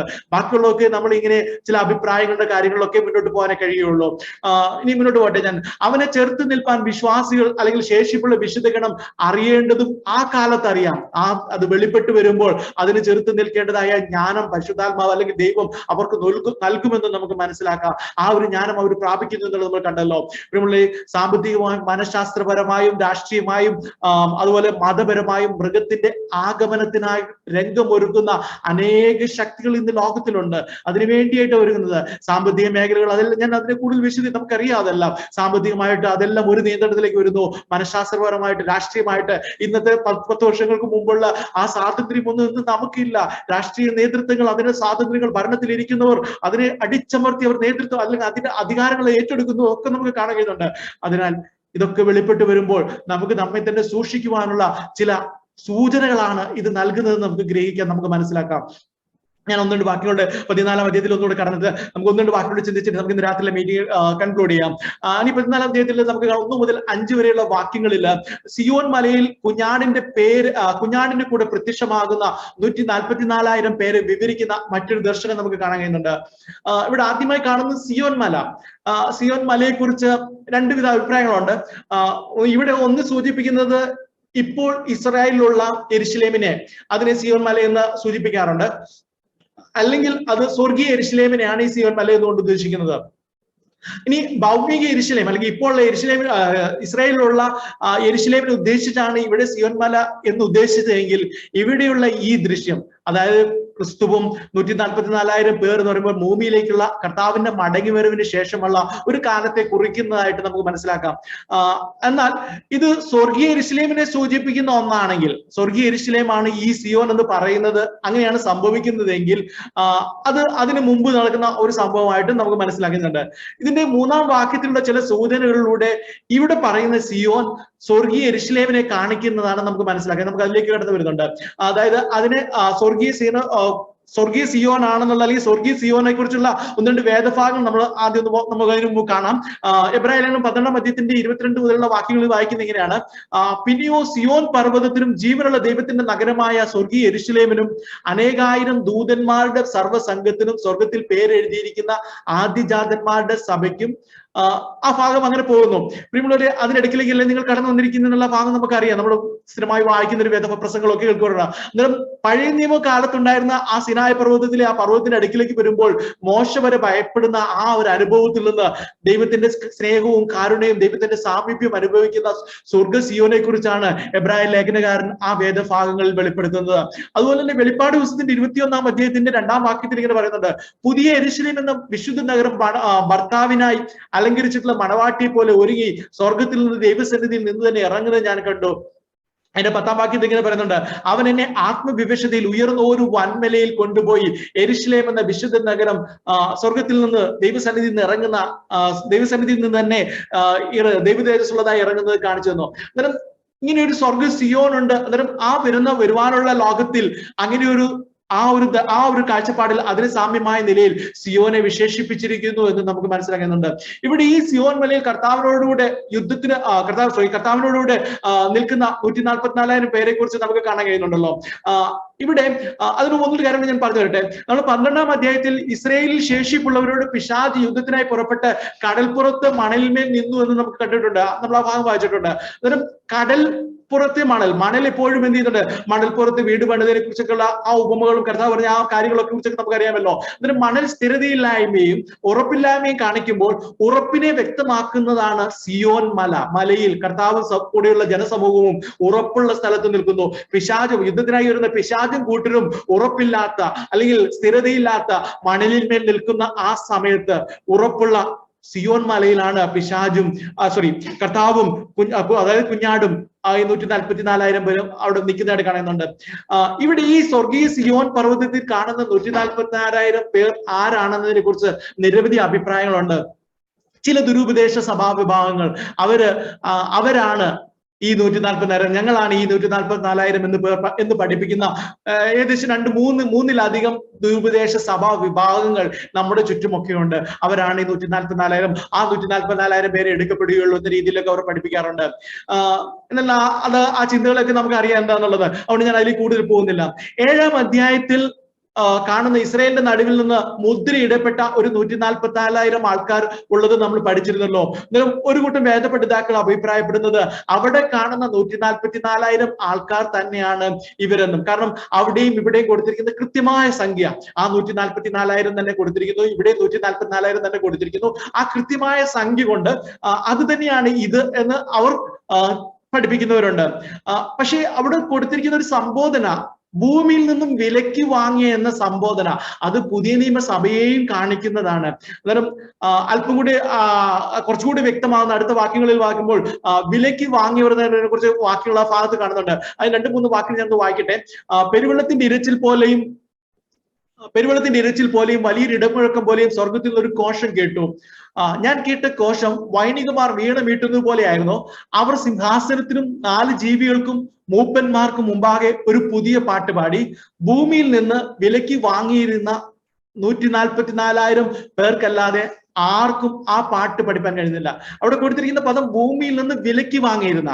ഭൂമിയിൽ നിന്ന് വിലയ്ക്ക് വാങ്ങിയിരുന്ന, നമ്മളൊക്കെ ഭൂമിയിൽ നിന്ന് വിലയ്ക്ക് വാങ്ങിയവരാണ്. നമ്മളെല്ലാവരും നഷ്ടപ്പെട്ടു പോയവരായിരുന്നു. നമുക്ക് വേണ്ടി കർത്താവ് ഒരു വില കൊടുത്തു എന്നുള്ളതൊക്കെ നമുക്കറിയുന്നുണ്ടല്ലോ. എന്നിട്ട് ഈ 144,000 എന്നുള്ളത് ഒരു പ്രതീക സംഖ്യയായിട്ട് വേണമെങ്കിൽ നമുക്ക് എടുക്കാം. അങ്ങനെയാണെങ്കിൽ പുതിയ നിയമ പഴയ വിശുദ്ധന്മാർ ഉൾപ്പെടുന്ന ആ ഒരു ഗണമായിരിക്കാനാണ് ഈ 144,000 എന്നുള്ളത് നമുക്ക് മനസ്സിലാക്കാൻ കഴിയുന്നുണ്ട്. എന്നാൽ ഇവിടെ ഈ ഭാഗത്ത് ഒരു മഹാഘോഷം, വൈണികമാർ വീണ വീട്ടുന്നതുപോലെ ഒരു മഹാഘോഷം ഉണ്ടായിരുന്നു എന്ന് നമുക്ക് കേട്ടല്ലോ. ആ കേട്ടതായിട്ട് യോഹന്നാൻ എഴുതിയിരിക്കുന്നു. നമ്മുടെ 5-ാം അധ്യായത്തിൽ 24 മൂപ്പന്മാർ വീണകൾ കരത്തിൽ വഹിച്ചുകൊണ്ട് ദൈവസന്നിധി നിന്നിരുന്നതിനെ കുറിച്ച് 8-ാം വാക്യത്തിൽ നമ്മൾ വായിക്കുകയും പഠിക്കുകയൊക്കെ ചെയ്തല്ലോ. ആ ഭാഗങ്ങൾ നമ്മൾ ഓർക്കുന്നുണ്ടല്ലോ. അന്നേരം ഇവിടെ ഒരു മഹാനാദമായി ഉയർത്തിയത് ഈ വീണകളായിരിക്കും. ഇതിന് ചുറ്റും നിന്ന ഈ 24 മൂപ്പന്മാരായിരിക്കുമെന്ന് നമുക്ക് മനസ്സിലാക്കാം. അന്നേരം ആ ഒരു മഹാനാദം, ആ വീണകളുടെ നാദം, ആ മ്യൂസിക് ഇൻസ്ട്രുമെന്റ്സിന്റെ നാദം, ശബ്ദം പുറത്തു വന്നപ്പോൾ അതൊരു പുതിയ പാട്ടിന് തുടക്കം കുറിക്കുകയായിരുന്നു. ഒരു പുതിയ പാട്ട്, ഇവിടെ ഒരു പുതിയ പാട്ട്, ആർക്കും ആ പാട്ട് പഠിപ്പാൻ കഴിയത്തില്ല എന്ന് പറഞ്ഞിരിക്കുന്ന ഒരു പുതിയ പാട്ട് അതിന് തുടക്കം കുറിക്കുകയായിരുന്നു. തീർച്ചയായും ആ പാട്ട് വീണ്ടെടുപ്പിനെ വർണ്ണിക്കുന്ന ഒരു ഗാനമായിരിക്കണം. കാരണം ഭൂമിയിൽ നിന്നും വിലയ്ക്ക് വാങ്ങിയവർക്ക് മാത്രം പാടാൻ കഴിയുന്ന പാട്ട്, അത് വീണ്ടെടുപ്പിനെ കാണിക്കുന്ന ഒരു പാട്ട് ആയിരിക്കണം. പ്രിയപ്പെട്ട ഒരു പാട്ട് എപ്പോഴും അനുഭവത്തെ കാണിക്കുന്നത്. പ്രിയ ബേജാൻ പറഞ്ഞല്ലോ, ഒരു പാട്ട് പാടിയല്ലോ, തന്റെ അനുഭവത്തിൽ നിന്ന് താൻ ഒരു പാട്ട് പാടുകയും താൻ എഴുതിയ പാട്ടിനെ കുറിച്ച് പറഞ്ഞല്ലോ. പാട്ട് എപ്പോഴും അനുഭവത്തെ കാണിക്കുന്നതാണ്. അനുഭവങ്ങൾ നല്ലതാണെങ്കിലും സങ്കടകരമാണെങ്കിലും അതിനെ ദൈവഹിതവുമായി ബന്ധിപ്പിക്കുമ്പോൾ അതിലെ ദൈവിക പ്രസാദത്തെ ആത്മാവിൽ തിരിച്ചറിഞ്ഞ് ഭക്തന്മാർ ആനന്ദത്തോടെ ദൈവസന്നിധിയിൽ ഘോഷിക്കുന്ന പാട്ടുകൾ, അതിന് ജീവനുണ്ട്. അതായത് ഞാൻ പറഞ്ഞതിന്റെ ഉദ്ദേശം ഇതാണ്. നമ്മൾ പലപ്പോഴും നല്ല സന്തോഷം, ദൈവം നമുക്ക് നന്ദിനെ ഓർത്ത് നമ്മൾ ദൈവത്തെ സ്തുതിക്കുമ്പോൾ, ദൈവം ചില കഷ്ടതയിലൂടെ കടന്നു പോകുമ്പോൾ ദൈവം അതിൽ കൂടെ നമുക്ക് ചെയ്ത വലിയ ദൈവിക പദ്ധതികളെ നാം മനസ്സിലാക്കുമ്പോൾ, എന്ത് തന്നെയാണെങ്കിലും അനുഭവങ്ങൾ നല്ലതാണെങ്കിലും സങ്കടമാണെങ്കിലും അതിനെ ദൈവഹിതവുമായി ബന്ധിപ്പിച്ച് അതിലെ ദൈവിക പ്രസാദത്തെ ആത്മാവിൽ തിരിച്ചറിഞ്ഞ് ഭക്തന്മാർ രചിച്ച പാട്ടുകൾ, ആനന്ദത്തോടെ ദൈവസന്നിധിയിൽ ഘോഷിക്കുന്ന ആ പാട്ട്, അതിന് ജീവനുണ്ട്. രാത്രി അത് മനസ്സിലാക്കുക. പ്രിയമുള്ളവരെ, ഭക്തന്മാർ ആ പാട്ടുകൾ പിന്നീടുള്ള ഭക്തന്മാർ അത് ഏറ്റുപാടുമ്പോൾ അവരിലും ആ ജീവൻ വ്യാപരിക്കും. അന്നേരം ഇവിടെ ഒരു പുതിയ പാട്ട് എന്ന് പറയുമ്പോൾ ആ നിലയിൽ നമുക്ക് അതിനെ മനസ്സിലാക്കാൻ കഴിയുന്നുണ്ട്. ആ പാട്ട് എന്ത് ചെയ്യുന്നുണ്ട്? വീണ്ടെടുക്കപ്പെട്ടവർ ഒരുമിച്ച് കൂടി അവരൊരു പുതിയ അനുഭവമായിരുന്നു പാടുകയായിരുന്നു നമുക്ക് മനസ്സിലാക്കാൻ കഴിയുന്നുണ്ട്. ഇവിടെ ഈ 144,000 പേർക്കല്ലാതെ ആ പാട്ട് പഠിപ്പാൻ കഴിഞ്ഞില്ല എന്ന് പറയുമ്പോൾ അത് വേറെ ആരോ പാടിക്കൊണ്ടിരുന്ന ഒരു പാട്ടായിരിക്കണം എന്ന് നമുക്ക് മനസ്സിലാക്കാം. 5-ാം അധ്യായത്തിൽ പറഞ്ഞിരിക്കുന്ന വേദഭാഗം ഞാൻ വായിക്കട്ടെ. 5-ാം അധ്യായത്തിൽ 8 മുതൽ 10 വരെയുള്ള വാക്യങ്ങൾ ഞാൻ വായിക്കുന്നു. വാങ്ങിയപ്പോൾ 4 ജീവികളും 24 മൂപ്പന്മാരും ഓരോരുത്തരും വീണയും വിശുദ്ധന്മാരുടെ പ്രാർത്ഥന എന്ന ധൂപവർഗം നിറഞ്ഞ പൊൻകലശവും പിടിച്ചുകൊണ്ട് കുഞ്ഞാടിന്റെ മുമ്പാകെ വീണു. പുസ്തകം വാങ്ങുവാനും അതിന് മുദ്ര പൊട്ടിപ്പാനും നീ യോഗ്യൻ. നീ അറുക്കപ്പെട്ടു.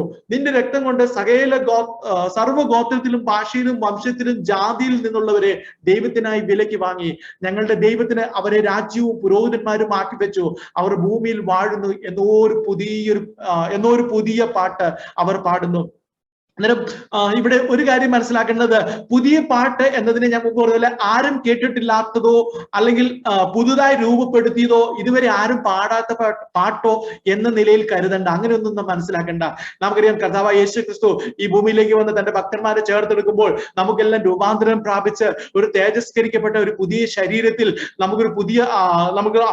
തേജസ്കരിക്കപ്പെട്ട പുതിയ ശരീരത്തിലാകുമെന്ന് നമ്മളെല്ലാം പ്രത്യാശയോടെ കാത്തിരിക്കുന്നതാണല്ലോ. നമ്മൾ അതാണ് നമ്മുടെ പ്രത്യാശ, വിശ്വാസമൊക്കെ. അന്നേരം അങ്ങനെ ലഭിക്കുന്ന ആ വീണ്ടെടുപ്പിന്റെയും വിടുതലിന്റെയും ആഴം ആ പുതിയ അറിവുള്ള ശരീരത്തിൽ ഗ്രഹിച്ചപ്പോൾ വീണ്ടെടുപ്പ് ഹൃദയത്തിൽ ഉൾക്കൊള്ളാൻ കഴിയാത്ത ഒരു പുതിയ അനുഭവമായി മാറുകയാണ്. ഒരു വലിയ അനുഭവമായി ഈ പറയുന്ന 144,000 ഉൾപ്പെടുന്ന ഈ വലിയ കർത്താവിന്റെ സഭയാകുന്ന പുതിയ നിയമ സഭയ്ക്ക് ആ വലിയ അനുഭവമായി പറയുന്നുണ്ട്. ആ നിലയിൽ അവർ ആ പാടിയ പാട്ട്, വീണ്ടെടുപ്പിൻ ഗാനം, വീണ്ടും ഒരു പുതിയ പാട്ടെന്ന പോലെ ആനന്ദം പകരുന്നതായിരിക്കുന്നു. പലപ്പോഴും പല പാട്ടുകൾ നാം പാടി, നമുക്ക് ഒക്കെ ഒരു പുതിയ പാട്ട് കേട്ടു, ആ പുതിയ പാട്ട് കേട്ട് നമ്മൾ അത് സന്തോഷിച്ചു, നമുക്ക് നല്ലൊരു അനുഭവമായിരുന്നു. എന്നാൽ കുറെ കാലങ്ങൾക്ക് ശേഷം ചില പ്രതിസന്ധികളിലൂടെ കടന്നു പോകുമ്പോൾ, ചില അനുഭവങ്ങൾ ദൈവം നമ്മളെ പഠിപ്പിക്കുമ്പോൾ ആ പാട്ട് വീണ്ടും കേൾക്കുമ്പോൾ വീണ്ടും അത് പുതിയതായി വലിയ പുതുക്കമുള്ളതുപോലെ നമുക്ക് തോന്നുന്നത് പോലെ ഈ പാട്ട് അവിടെയുള്ള ഭക്തന്മാർക്ക് ഒരു പുതിയ പാട്ടെന്ന പോലെ ആനന്ദം പകർന്ന് അവർ പാടുന്നു എന്ന് നമുക്ക് കാണുന്നുണ്ട്. ഈ സംഘത്തിന്റെ ചില പ്രത്യേകതകൾ കൂടെ ഈ വേദഭാഗങ്ങൾ കാണാനുണ്ട്. അത് ഞാൻ പെട്ടെന്ന് പറഞ്ഞ് ഞാൻ അവസാനിപ്പിക്കട്ടെ. അവർ കുഞ്ഞാടിനൊപ്പം സ്വർഗ്ഗ സിയോനിൽ നിൽക്കുന്നു. അതായത് കുഞ്ഞാടിനൊപ്പം സ്വർഗ്ഗ സിയോനിൽ നിൽക്കുന്നു എന്നാണ് ആദ്യ വാക്യങ്ങൾ കാണുന്നത്. അതായത് അവർക്ക് നൽകിയ വാഗ്ദത്തം പൂർത്തീകരിക്കപ്പെട്ടു. നമുക്കൊരു വാഗ്ദത്തം ലഭിച്ചിട്ടുണ്ട്. പോയ പോലെ മടങ്ങി വരുന്ന കർത്താവ് നമ്മളെ ചേർക്കാമെന്നുള്ളൊരു വാഗ്ദത്തം നമുക്ക് നൽകിയിട്ടുണ്ട്. അവൻ അത് പൂർത്തീകരിക്കും. നാം അതിനുവേണ്ടി നോക്കി പാർത്തുകൊണ്ടിരിക്കുന്നതാണ്. അവനോടുകൂടി ആയിരിക്കുന്ന ഒരു അനുഭവം. രണ്ടാമത്, അവരുടെ നെറ്റിയിൽ യേശുക്രിസ്തുവിന്റെയും പിതാവായ ദൈവത്തിന്റെയും നാമം രേഖപ്പെടുത്തിയിട്ടുണ്ടെന്ന് കാണാൻ കഴിയുന്നുണ്ട്. അവരുടെ ഉടമസ്ഥാവകാശം ഈ പറയുന്ന 144,000, അതിനൊപ്പം പാട്ട് പാടുന്ന വേറൊരു കൂട്ടരോടുണ്ട്. അവിടെ പാടുന്നവരോടൊപ്പമാണ് ഇവർ പാടിയിരിക്കുന്നത്. ഇവർക്കാണ് ആ പാട്ട് പഠിക്കാൻ അവസരമായിരിക്കുന്നത്. അന്നേരം അവിടെ നിൽക്കുന്ന ആ സഭയ്ക്ക്, ദൈവമക്കൾക്ക് അവരുടെ ഉടമസ്ഥാവകാശം ദൈവത്തിനും കുഞ്ഞാടിനും ഉള്ളതാണെന്ന് നമുക്ക് മനസ്സിലാക്കാൻ കഴിയുന്നുണ്ട്. ഇനി ഭൂമിയിൽ നിന്നും വിലയ്ക്ക് വാങ്ങിയവർ എന്നുള്ള ഒരു പദം നമുക്കവിടെ കാണുന്നുണ്ട്. അതായത് ആർക്കും ഇനി അവരിലൊരു അവകാശം പറയാൻ ഇടമില്ലാത്ത പദം. ആ ഒരു നിലയിൽ വീണ്ടെടുക്കപ്പെട്ടവരാണ്. ഇനി ഒരു വ്യക്തിക്കും നമ്മളെ കുറിച്ച് ഒരു അവകാശം പറയാൻ അല്ലെങ്കിൽ അങ്ങനെ ഒന്നുമില്ലാത്ത നിലയിൽ ഒരു വീണ്ടെടുപ്പ് പ്രാപിച്ചവരാണ് നാം എല്ലാവരും എന്നുള്ളതാണ് ആ വാക്യം നമ്മളെ ബോധ്യപ്പെടുത്തുന്നത്. ഇനി വീണ്ടെടുപ്പിന്റെ ഗാനം അനുഭവത്തോട് ചേർത്ത് പഠിക്കുവാനും പാടാനും കഴിയുന്നവരാണ് ഈ പറയുന്ന ഈ സഭ, ഈ കൂട്ടമെന്ന് നമുക്ക് മനസ്സിലാക്കാം. ഞാൻ ആ ഗാനത്തിനെ കുറിച്ച് കുറെ കാര്യങ്ങൾ പറഞ്ഞല്ലോ. ഞാൻ മുന്നോട്ട് പോട്ടെ. അടുത്ത, ലോകത്തോടുകൂടെ മാലിന്യപ്പെടാത്തവർ 4-ാം വാക്യത്തിൽ പറയുന്നുണ്ട്. അവർ കന്യകമാരാകിയാൽ സ്ത്രീകളോടുകൂടെ മാലിന്യപ്പെടാത്തവർ. ഇവിടെ പറയുന്ന കന്യകമാർ എന്ന നിലയിൽ വിവാഹം കഴിക്കാത്ത സ്ത്രീകളെന്നോ സ്ത്രീകളോടുകൂടെ അല്ലെങ്കിൽ സ്ത്രീകളോടുകൂടെ മാലിന്യപ്പെടാത്തവർ എന്ന നിലയിൽ വിവാഹം കഴിക്കാത്ത പുരുഷന്മാർ എന്നുള്ള അർത്ഥത്തിലല്ല ഇവിടെ പറഞ്ഞിരിക്കുന്നത്. ഈ രണ്ട് ചിന്തയും ഭൗതിക ജീവിതത്തിൽ അനുവർത്തിച്ച് അവരാണ് ഈ 144,000 എന്ന് പറയുന്ന ആ ഒരു കൂട്ടരും നമ്മുടെ ഇടയിൽ തന്നെ ഉണ്ട്. നമ്മുടെ ചുറ്റുപാടും അങ്ങനെയുള്ളവർ പറയുന്നുണ്ട്, ഞങ്ങൾ വിവാഹ ജീവിതം കഴിക്കുന്നില്ല, ഞങ്ങളാണ് 144,000 എന്ന് പറയുന്നവരുണ്ട്. പ്രിയമുള്ളവരെ, വിവാഹ ജീവിതം ഒരിക്കലും ദൈവം മുമ്പാകെ അശുദ്ധമല്ല. വേദപുസ്തകം അത് കൃത്യമായിട്ട് നമ്മളെ പഠിപ്പിക്കുന്നുണ്ട്. ഇവിടെ പറയുന്നതിന്റെ ഉദ്ദേശവും വിശദീകരണം യാക്കോബിന്റെ ലേഖനത്തിൽ നിന്ന് നമുക്ക് മനസ്സിലാക്കാം.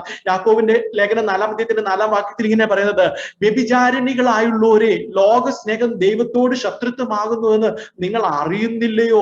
ആകയാൽ ലോകത്തിന്റെ സ്നേഹിതനാകുവാൻ ഇച്ഛിക്കുന്നവരെല്ലാം ദൈവത്തിന്റെ ശത്രുവായി തീർന്നു. അന്നേരം മാലിന്യപ്പെടുക എന്നുള്ളതിന്റെ അർത്ഥം നമുക്ക് ഇതോടെ മനസ്സിലാക്കുന്നുണ്ട്. പഴയ നിയമത്തിലും ഇതിനോട് ചേർത്ത് നിരവധി വേദഭാഗങ്ങൾ നമുക്ക് കാണാൻ കഴിയും. ഞാൻ ആ ഭാഗങ്ങളിലേക്കൊന്നും പോകുന്നില്ല. അന്നേരം ഇവിടെ മാലിന്യപ്പെടുന്നത് എന്ന് പറയുമ്പോൾ ലോകത്തിന്റെ മാലിന്യം വഹിക്കുന്നവരാണ്. അന്നേരം ലോകത്തോടുകൂടെ ചേർന്ന് മാലിന്യപ്പെടാത്ത ആ ഒരു കന്യക അല്ലെങ്കിൽ ആ ഒരു വിശുദ്ധി സൂക്ഷിക്കുന്നവർ എന്ന നിലയിൽ നമുക്ക് അതിനെ മനസ്സിലാക്കാൻ കഴിയുന്നുണ്ട്.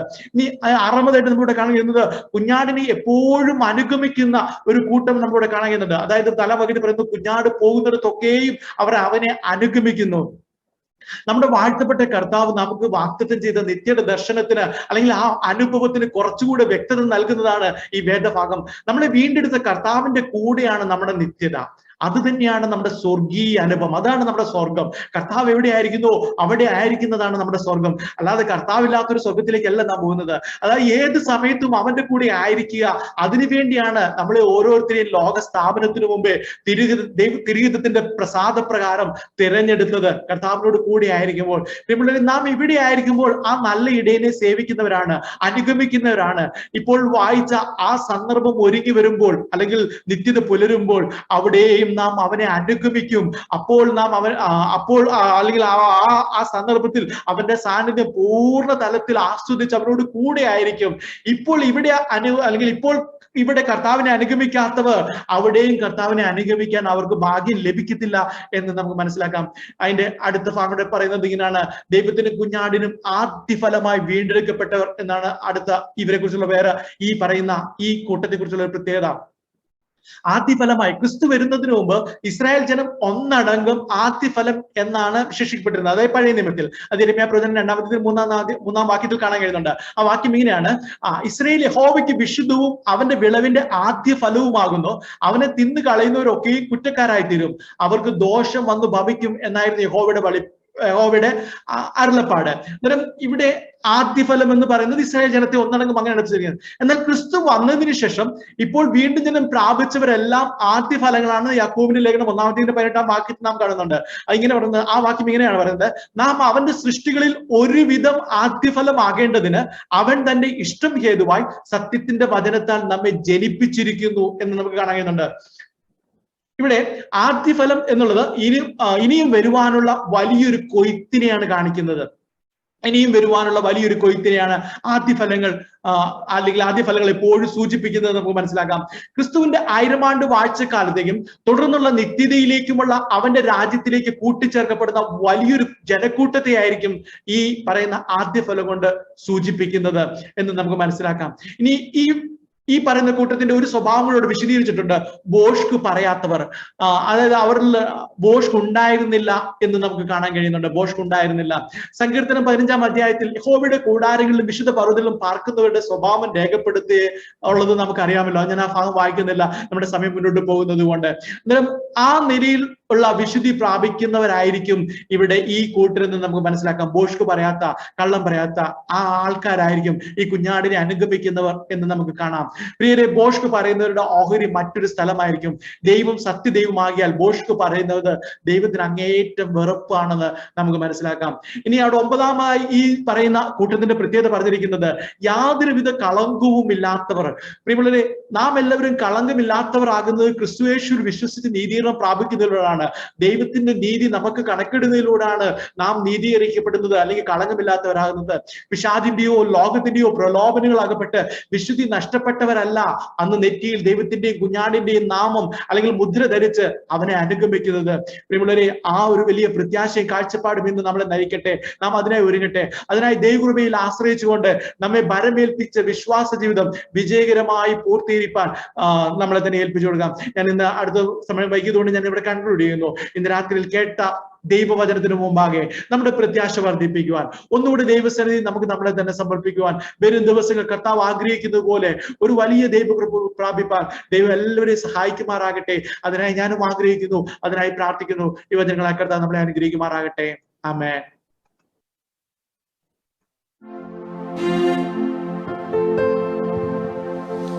നിത്യമായി സ്നേഹിച്ചെന്നെ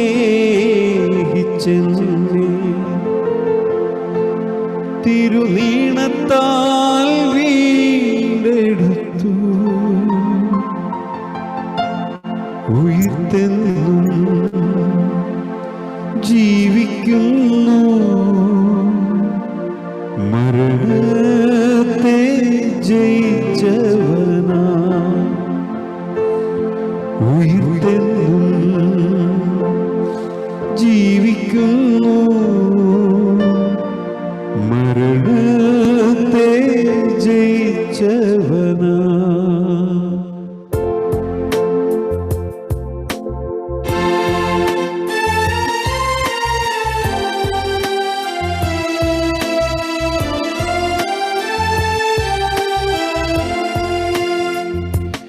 എല്ലാ നാവും പാടി വാഴ്ത്തും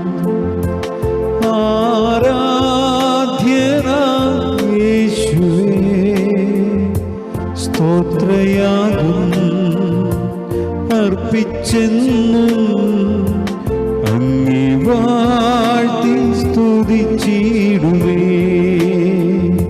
സ്തോത്രയാഗം അർപ്പിച്ചെന്നും അങ്ങേ വാഴ്ത്തി സ്തുതിച്ചിടുവേ. ചേർന്ന് പാടാമോ? യോഗ്യൻ നീ യേശുവേ, സ്തുതികൾക്ക് യോഗ്യൻ നീ, യോഗ്യൻ നീ, യോഗ്യൻ നീ.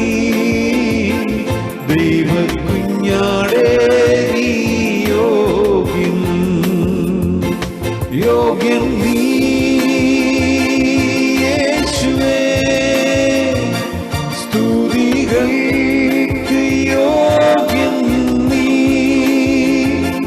യോഗ്യൻ നീ, യോഗ്യൻ നീ.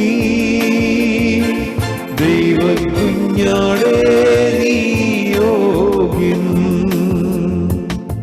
ദൈവകുഞ്ഞാടേ നീ യോഗ്യൻ, ദൈവകുഞ്ഞാടേ